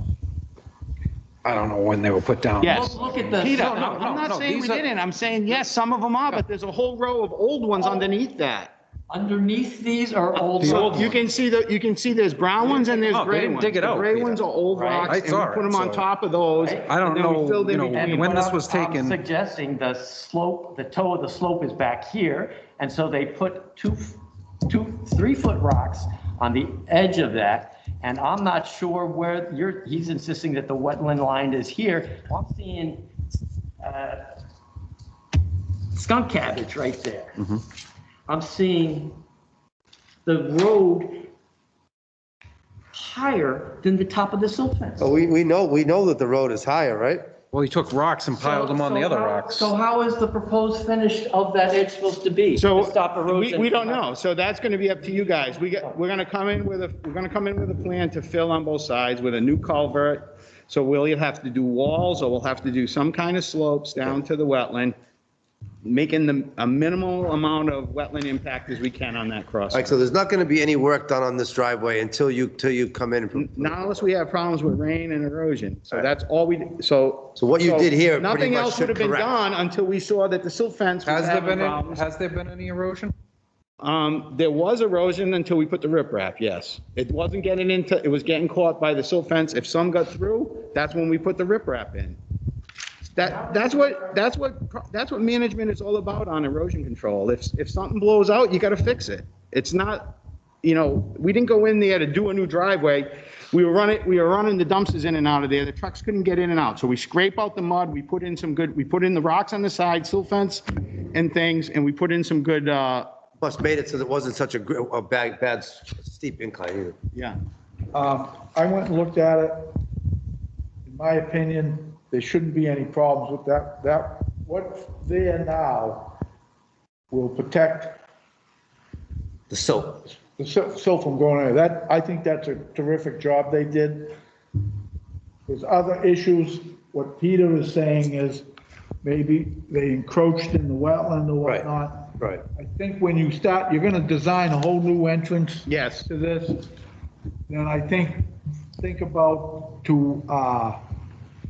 I don't want to use the word appease, but I'm going to use it anyway, to appease Peter, maybe think about recreating some wetland somewhere. Oh, absolutely, we will have to do that anyway. I mean, if you're going to change this all around for some type of subdivision, there's going to be some major work there. It's gonna have to be bigger anyway. Right. Yeah, They're gonna look So for that- rectification, because you can't get a fire truck. that's in gonna there be a like that. crossing there, and it's gonna have to be some sort of culverts, new culverts put in. It's an 18-inch pipe that's half filled with mud and stuff now.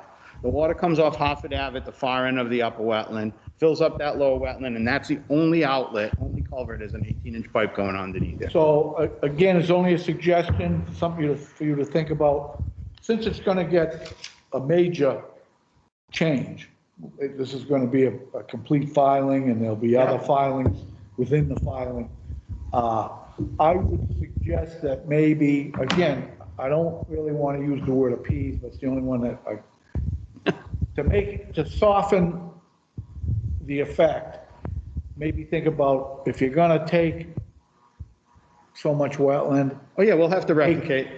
Yeah, we'll do 2 times. Something like that. Absolutely. You understand what I'm trying to say? So much land out there. Let's not go one for one. That we're not gonna touch. It's not even funny. It might make the, Mike, thank you for trying to get me appeased. Yeah, And he I said get, appeased. the only problem I have is doing work that is known. I know, Pete, it wasn't done. We would have given permission. We would have allowed him to do the good work that he did. But are you okay with homeowners walking up the driveway like this, putting riprap? well, you know what? I'm going to be quite honest. For the homeowner, yes, I am. That they don't The have guy to. that's paying the taxes on the land that he bought, so his car don't go off the goddamn edge of the road in that particular situation, yes, I am. But when he comes back to change it into a subdivision, that's where we're gonna hold his feet to the fire. And like I said, I tried to make it, my ulterior motive is, he's gonna give back more than what he's gonna take to make up for this. I'd just like to say something. Like, this wasn't done like all at once. It was done in bits and pieces to stabilize that driveway. We're trying to protect the wetlands down there. So it wasn't like we said, oh, we're gonna do this whole driveway.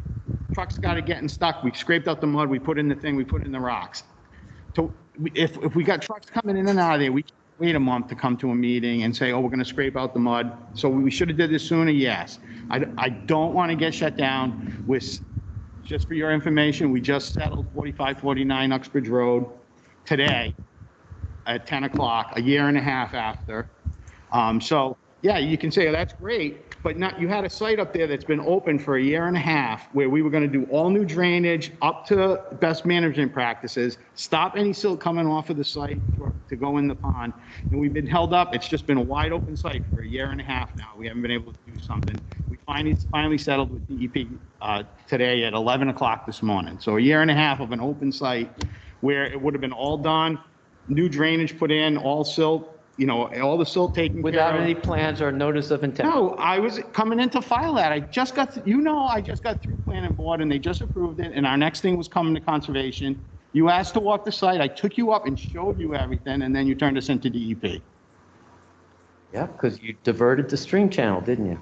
Well, We're not gonna I'm not gonna be here I'm with just that. saying, No, if you listen, do it again. We're talking about 29 Hartford Ave. right. All right, so, In my opinion, what's there, so do you guys, I would rather see what's there now than see a truck flipped over and really cause some yeah, havoc. dumping 75 gallons of diesel fuel in the wetlands. So- So do we want to do an RDA for this, or do you want to let him come in and within the next 2 months with a site plan for the subdivision and just leave this as, he was fixing the driveway from erosion into the wetlands?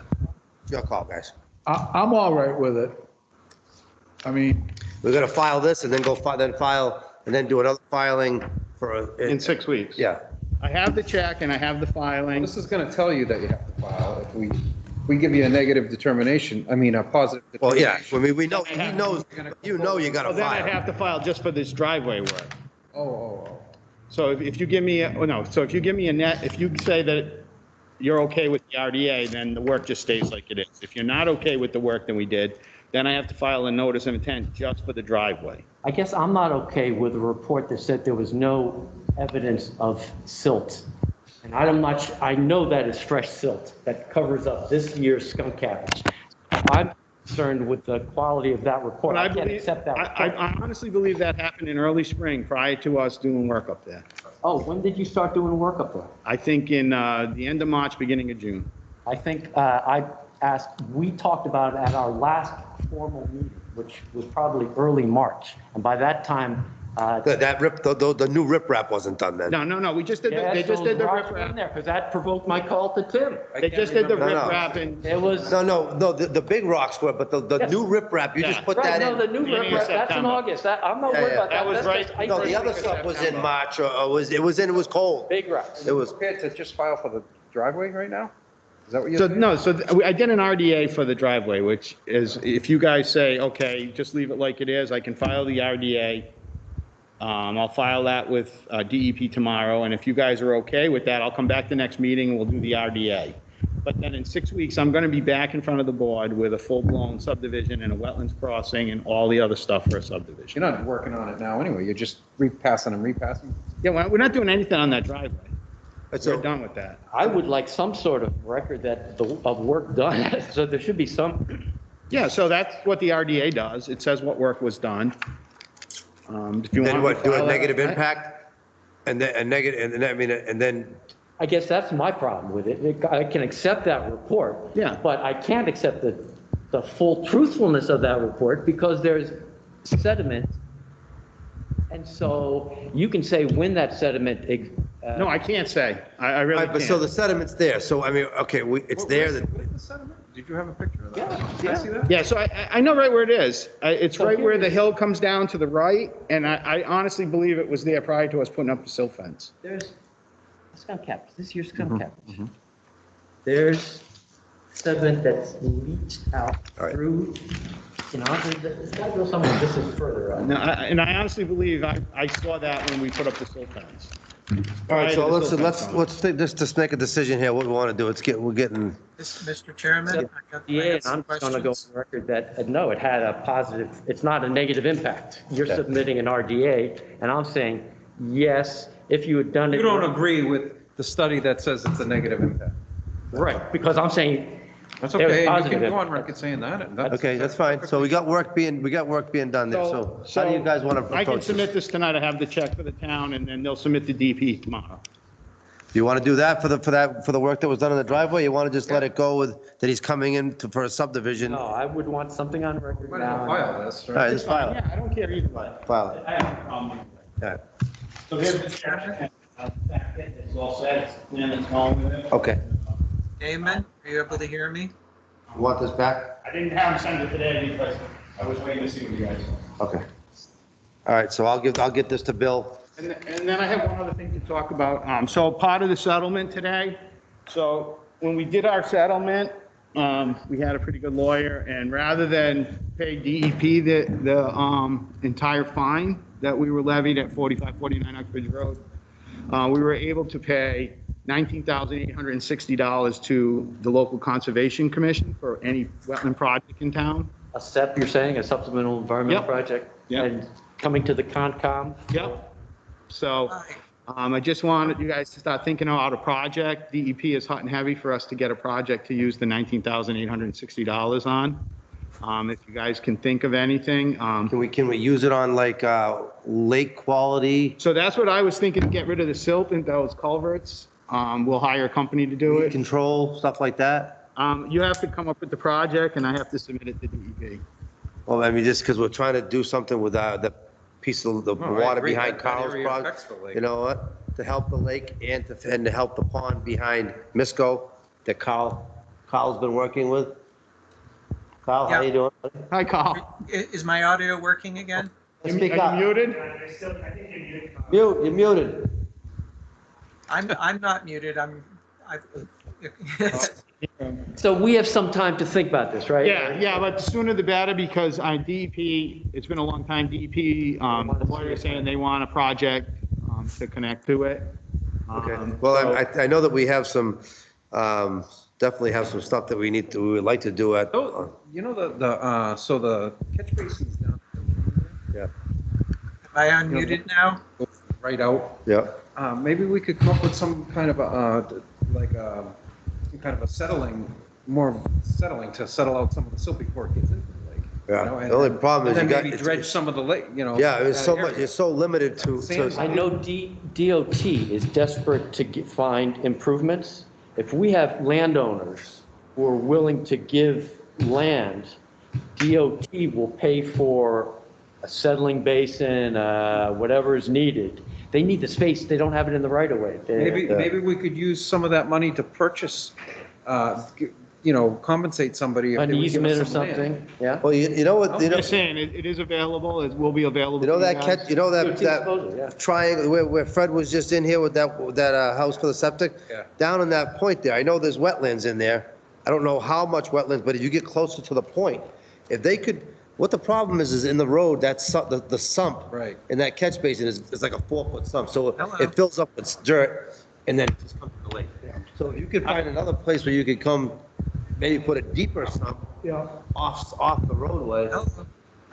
Hi, Carl. I don't know, we'll talk about that stuff, Kyle. But we got a little donation coming from DEP. DEP. So that was Kevin's idea, by the way. Oh, is it? Yeah. Oh, good. Well, that's good. Tell them thank you very much. We appreciate that. Yeah. So we had a fight with it, fight with DEP quite a bit, but they finally agreed to it. Well, I mean, you know what? That's not a bad We thing. just thought it would be better than just giving it all to DEP. Right. And getting it used to buy new desks or something. Whatever. It doesn't matter. Has to be a wetlands project. Yeah, right. Okay. No, we'll definitely, yeah, you can, Are people able to hear me? thank you very much. Right, so I'll file that tomorrow. Yep. Bill, you all set? He's gonna file this. I'm gonna leave this with Dan to give to you. So the meeting on the 10th, I'll be on for this? Yeah, that's for the 15th. 10th, 15th. I mean, Carl the Hummel is 15th. trying to. Site- site- Yeah, yeah. And I don't, he's All right. having some Thank you. difficulties. Thank you, guys. Appreciate it. Motion. Chairman, did you catch that? We don't have anything else? No. Those Oh, designations? just the treatment of the lake plan options. But Mr. Chairman, can you hear me? that's I'd not, like a motion to accept the meeting minutes of August 27th, 2020. Peter seconds. all in favor? Aye. Roll call, please. Okay, aye. Unanimous. Tim, aye. Peter, aye.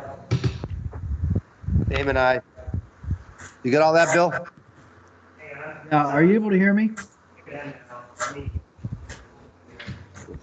And what are we paying you for over there? Jeez, everybody should just come to the meeting. Yeah, Are you able to hear me, Mr. Chair? plenty of room. All right, Yeah, blame right? him, he's not here. Sit out in the car, yell to us. Open the window, I can't hear you.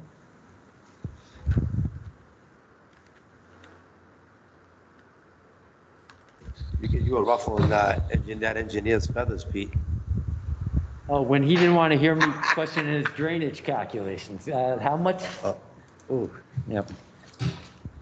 Well, it kind of gets me because I guess planning board is keeper of stormwater and we have no role to ask questions about. I don't know.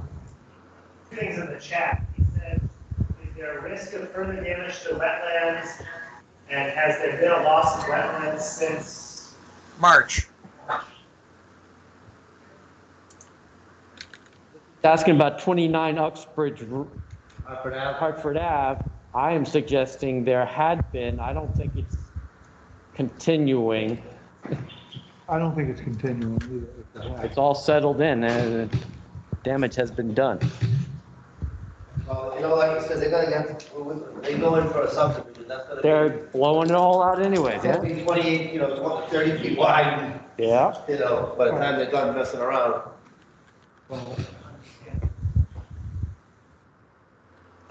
Bill said we have guests from water and wetland waiting to talk about local treatment. Seeing two faces there. You guys hear us? I can. Yeah, can you hear, can Yes, you hear Carl? me? Yeah. For some reason, give me a second, your audio is not coming out of the main computer. Something's not right. Hang on. Yeah, like Carl, I can hear you. When you Okay, were yeah. talking and nobody else could hear you, I could hear you. Right. That works. That works.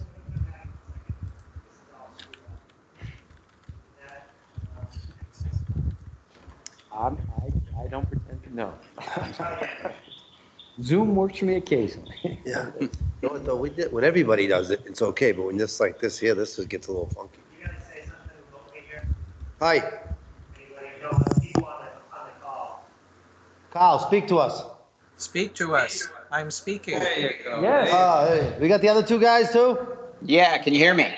Yes, yes. All right, I hear myself in the background a little, but that's okay. Okay, so it's working now. Yeah, little So you- echo. So yeah, thanks for having us. My name is Joe Honorato. I'm with Water and Wetland. So I'll give you just a brief background on our company, and then I also have my colleague Colin Goslin with me here, who definitely has the most experience with Lake Nipmuc. So we're a new company. Obviously, lake management is somewhat of a niche industry. Both Colin and myself have been in the industry for roughly 20 years between the two of us. We worked for a large lake management company for, that time. And with that said, we finally decided to go out on our own. We're local guys, so I live in Northbridge. Colin actually lives in Upton, and our company is based out of Upton. I'm a Nipmuc High School graduate long before I went to college, so I know the town well. I know Lake Nipmuc well on a personal level. And so our company, we do a variety of lake management tasks, all the way from surveys of water quality, reporting, permitting, all the things that go into lake management plans prior to the actual management itself. We also do weed control. So we have an airboat. We do, large lake airboat treatments. We do wetland, upland, invasive species control. So a lot of Phragmites, a lot of knotweed control. Things like that. We do small scale tactics like hand pulling, benthic mats. We get into some diver assisted suction harvesting. But in an infestation like Lake Nipmuc that has an invasive species like milfoil, typically treatments tend to be the most cost effective and ultimately the most effective approach. And that's what's been done for, the last many years at Lake Nipmuc. And really, Colin had been heavily involved in that in prior years. So I can probably turn it over to you, Colin, and you can talk a little more specifically about the lake itself. And then I also have some other ideas kind of based on recent events that maybe could be incorporated in the future that'll hopefully be helpful. Yeah, so, I've been managing Lake Nipmuc off and on for the past probably 8 years. Obviously left the company that had been managing it, but typically we treat about 10 acres of milfoil with contact herbicide. Over the past couple of years, there's been some concern of water quality issues. I think the health department has been doing testing, been talking with Bill, but the water quality's kind of gone downhill. So this year we kind of scaled back on the milfoil treatment to save, a little bit of money for an algae treatment or a copper sulfate treatment. So it worked really well. I went out there, I want to say probably about 3 weeks ago. Water quality looked, really good. I'd say back to normal. Milfoil was gone, but there was, one of the areas we scaled back was, the area where the old Nipmuc Marina was. That kind of bay. It's real shallow. I'd say it's probably the shallowest spot of the lake. There are some nuisance weeds in there. A lot of natives, a little bit of milfoil. So I guess. Glad I'm not running this meeting on the tech side. We want to discuss, future options. Do we want to go back to the full 10 acres? Do we want to add in, copper sulfate treatment, every year? We might have to increase budget if that's the case. I know there's some E. coli issues, from possibly leaking septic systems around the lake. But I won't get really into that because I don't really have any facts. So, but Joe, I don't know if you want to talk a little bit about the new product that we're kind of proposing to use. Yeah, unless anybody has any questions thus far, we definitely have some ideas for 2021. Go ahead. Nope. question? No? Okay, perfect. So, yeah, I mean, I think it's clear that the milfoil needs to be managed. And it just shows that there are additional areas kind of within that 10 acres that are native pond weeds that I think people had some concerns over. Again, they are natives, but even natives in shallow coves can reach, nuisance levels that warrant management. So that 10 acres of management for aquatic weeds, whether it be milfoil or nuisance natives, is really where you want to be. So the question really comes down to products. Historically, the product that's been used is Diquat, which is a contact-based herbicide. So it really knocks down the plants for the season, but then the weeds come back the next year and it needs to be done again. It really opens up recreation. It controls the milfoil. It can help limit the spread of the milfoil. Now, there is a new product that may or may not be the right fit. It's called Procelicor. It would likely involve, obviously, a minor change or a modification of the existing order of conditions. It was approved by Mass DEP and ultimately the EPA last year for use in Massachusetts. And what it is it works like a contact herbicide for milfoil, but it's actually a systemic. So it impacts the roots of the milfoil and provides longer-term control. It is much more expensive, but I'd be doing you a disservice if Procelicor was not brought up in the conversation because it can provide multiple year control. It is fairly new, so I think we're just kind of scratching the tip of the iceberg in terms of how long, but upwards of 3+ years of milfoil control. The challenge is, and it's actually a good thing, but it could be a negative in this situation, is it's highly selective to milfoil, which is great because obviously nobody wants to create a swimming pool. We want to allow natives to flourish and have great habitat and good fish habitat and good fish cover. But Procelicor, highly selective to milfoil, which then kind of lends itself to, you still have those nuisance native pond weeds that Procelicor is likely not going to touch, whereas Diquat does at a lesser cost. So I think, with budgets in mind, I would probably lean towards sticking with the Diquat in the future. 10 acres. I don't know if you want to get into budgets or things like that if you're budgeting for next year, but you're in that $4,500 range for 10 acres of treatment with Diquat. Other thoughts are obviously the water clarity went downhill. There was clearly an algae bloom this year. Colin did a copper sulfate treatment, which is a fairly inexpensive way to manage algae blooms.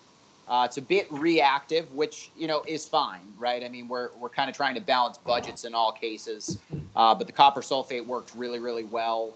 So I guess the question is, you don't have to answer it, maybe rhetorical, but what does the town do for sampling right now? So both bacteria, algae, things like that, because a way you could use copper sulfate and be a little bit more proactive is if you start to see those algae counts spike, you hit it before it reaches, a level where it's concerning, or where it drastically impacts water quality. So that's an option, but copper sulfate, per label, it has to be treated half the pond at a time. You can't treat the entire water body at once. So for a half lake copper sulfate treatment, you're probably in that $1,500 range. And then there is a newer product I'd just like to touch on quickly, which is called Earth Tech. So just Earth like the planet, and then Tech, TEC. So it's a copper-based algicide bactericide. I don't have the facts, but I had heard, just being a local, that there was maybe an E. coli issue or something like that this year. And correct me if I'm wrong, maybe due to some septics leaching or something like that. So the benefit of Earth Tech is it's also labeled as a bactericide. And obviously it's NSF certified for use in drinking water and things like that, so extremely safe. But that may be a benefit to Earth Tech. It is just a little bit more expensive. And if you want to knock out actual bacteria counts, it's got to go at a much higher dose, which of course is still in, the parts per millions. But, we could treat half the pond there, or we could treat just the beach area, something like that. But we could play with some Earth Tech within budgets, of course. So I think first things first is the weed control. You have, a decent budget number there. And then kind of that water quality algae is a little bit of that wild card. So, do we start to incorporate some of that? Maybe, maybe not. I mean, I think it really depends on the commission, budgets, lots of things, but we have that ability. We can also be fairly reactive because we're really, really local. So. That's all I have. So questions for the floor. I think what we should do first is, I like what he's saying, but I think we should do a total lake assessment. And instead of going for a short-term plan, let's start formulating a long-term plan for this where we can, every time we do something, we're doing it to aid the long-term plan. Right now, we're just shooting from the hip. Just maintaining it. Are you guys able to give us some type of total assessment? Yeah, absolutely. Yeah, so we recommendations out on it. Yeah, so you find out about bacteria to address all these issues that you just Yeah, touched because I on. think we just hit the lottery, the previous speaker said. yeah, so we definitely can. The question then is just timing, right? So obviously water quality is one of those, and I think I told Carl this when we did some work on Misco Hill Pond, as I call it. Water quality is ever changing. So it's one of those things that you can take water quality, it just gives you a snapshot in time. So really to get a full picture, I mean, it may involve, another plant survey, which I think we all have somewhat of a grasp on in terms of what's in there. Water quality is, again, kind of that wild card where you really need to get at a minimum one season's worth of water quality to really get a grasp, especially when you're talking about bacteria and algae. So that may, I guess my thought is I wouldn't just let the milfoil go for a year.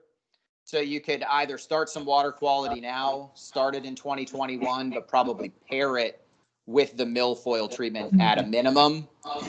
So prior to addressing the water quality or algae, we start to grab a bunch of data throughout the season and then really assess what do we have here and how do we tackle it moving forward. Yeah, so can you do some testing and put something together, a quote of some sort, for what it would cost to do the things that we should be doing there in the the right way? Yeah, absolutely. I know that Colin knows. He knows what's going on because we've been going through this in the spring, in the summer.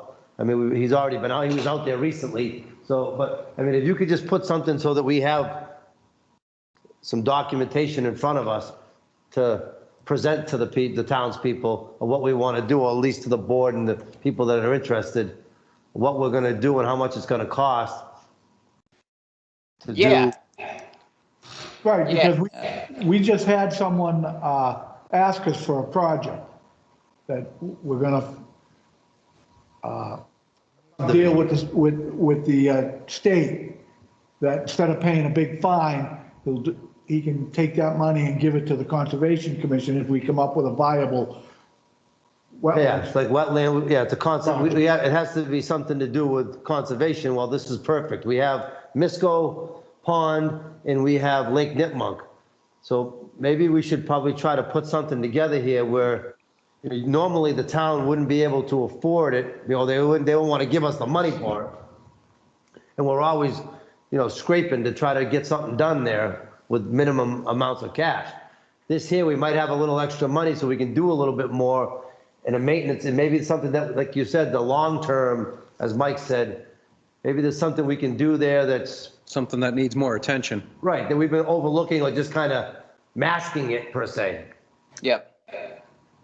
Yeah, absolutely. I mean, I think, if you do have problems with bacteria and it is septic leaching, that's a different story, because until you can control the source, obviously, it's difficult internally, but we'll cross that bridge.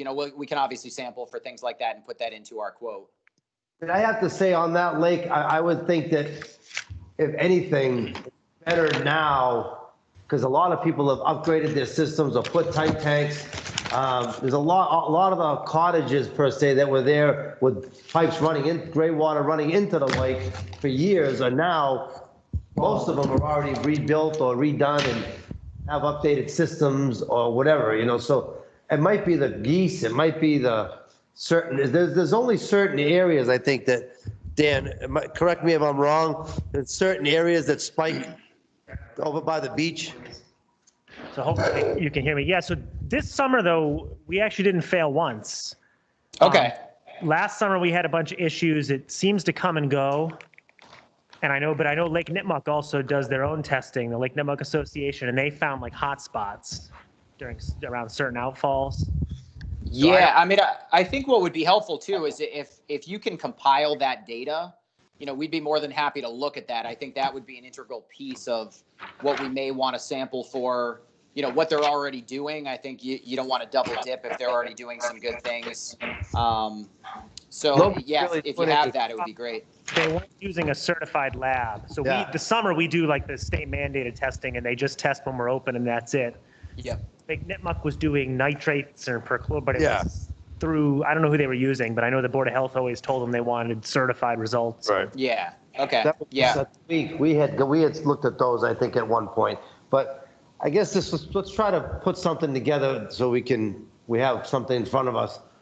Dan, do you think you could kind of work with these guys or be the point guy? I would love to be in touch. I'm the director of Parks and Rec is why I'm Okay.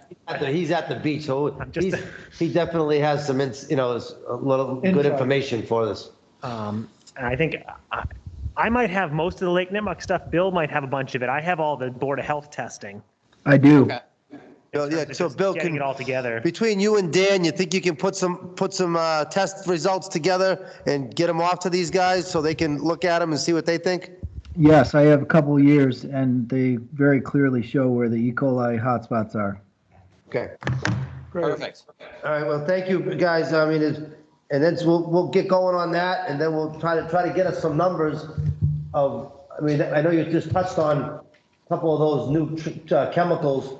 But maybe if the numbers aren't too out of whack and we can afford it, maybe we can try to do something will help out for a couple of years instead of every year. Yeah, just a question on the Procelicor. You said it's like 3 times as long. Is it 3 times as expensive? Because I'd rather hit it.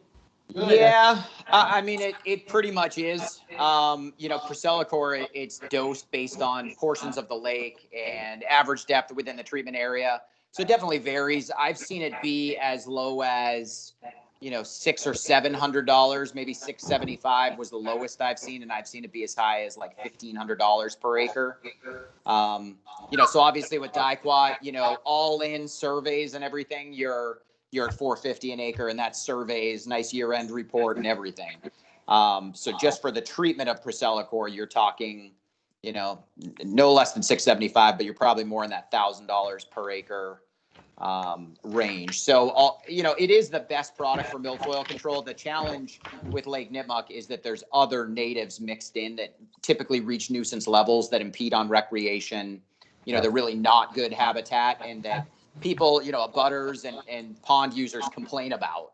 And the Procelicor is not going to knock those out. So those would still kind of require management with Dicot. So it's kind of that in between. If the whole lake was all milfoil, Procelicor is hands down the best. But in this case, for the cost, I'm almost thinking Dicot makes more sense.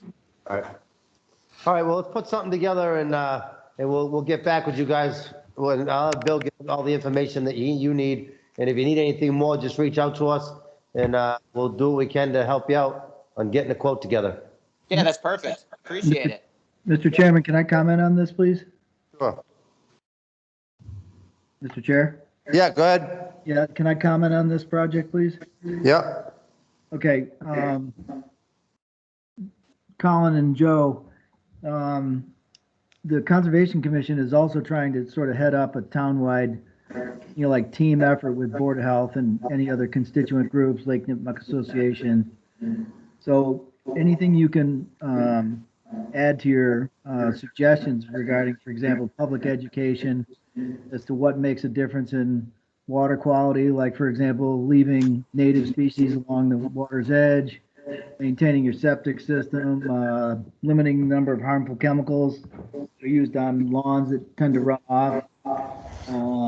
I think we'd be grateful for that too. I'm not a commissioner, but that's my take on part of the situation. Thank you very much. Yeah. I mean, I think even, if that's a volunteer board, I think it's something we'd probably, even just want to be involved in, just being local. But yeah, you bring up great points with beneficial buffers and best fertilization practices and, just a variety of things. So yeah, we're more than happy to help on that. All right, great. Thank you very much, guys. Thank you. All right, thanks, guys. We'll talk soon. All right, Thank you. motion to adjourn? Motion to adjourn. Second. Bill, Mike adjourned.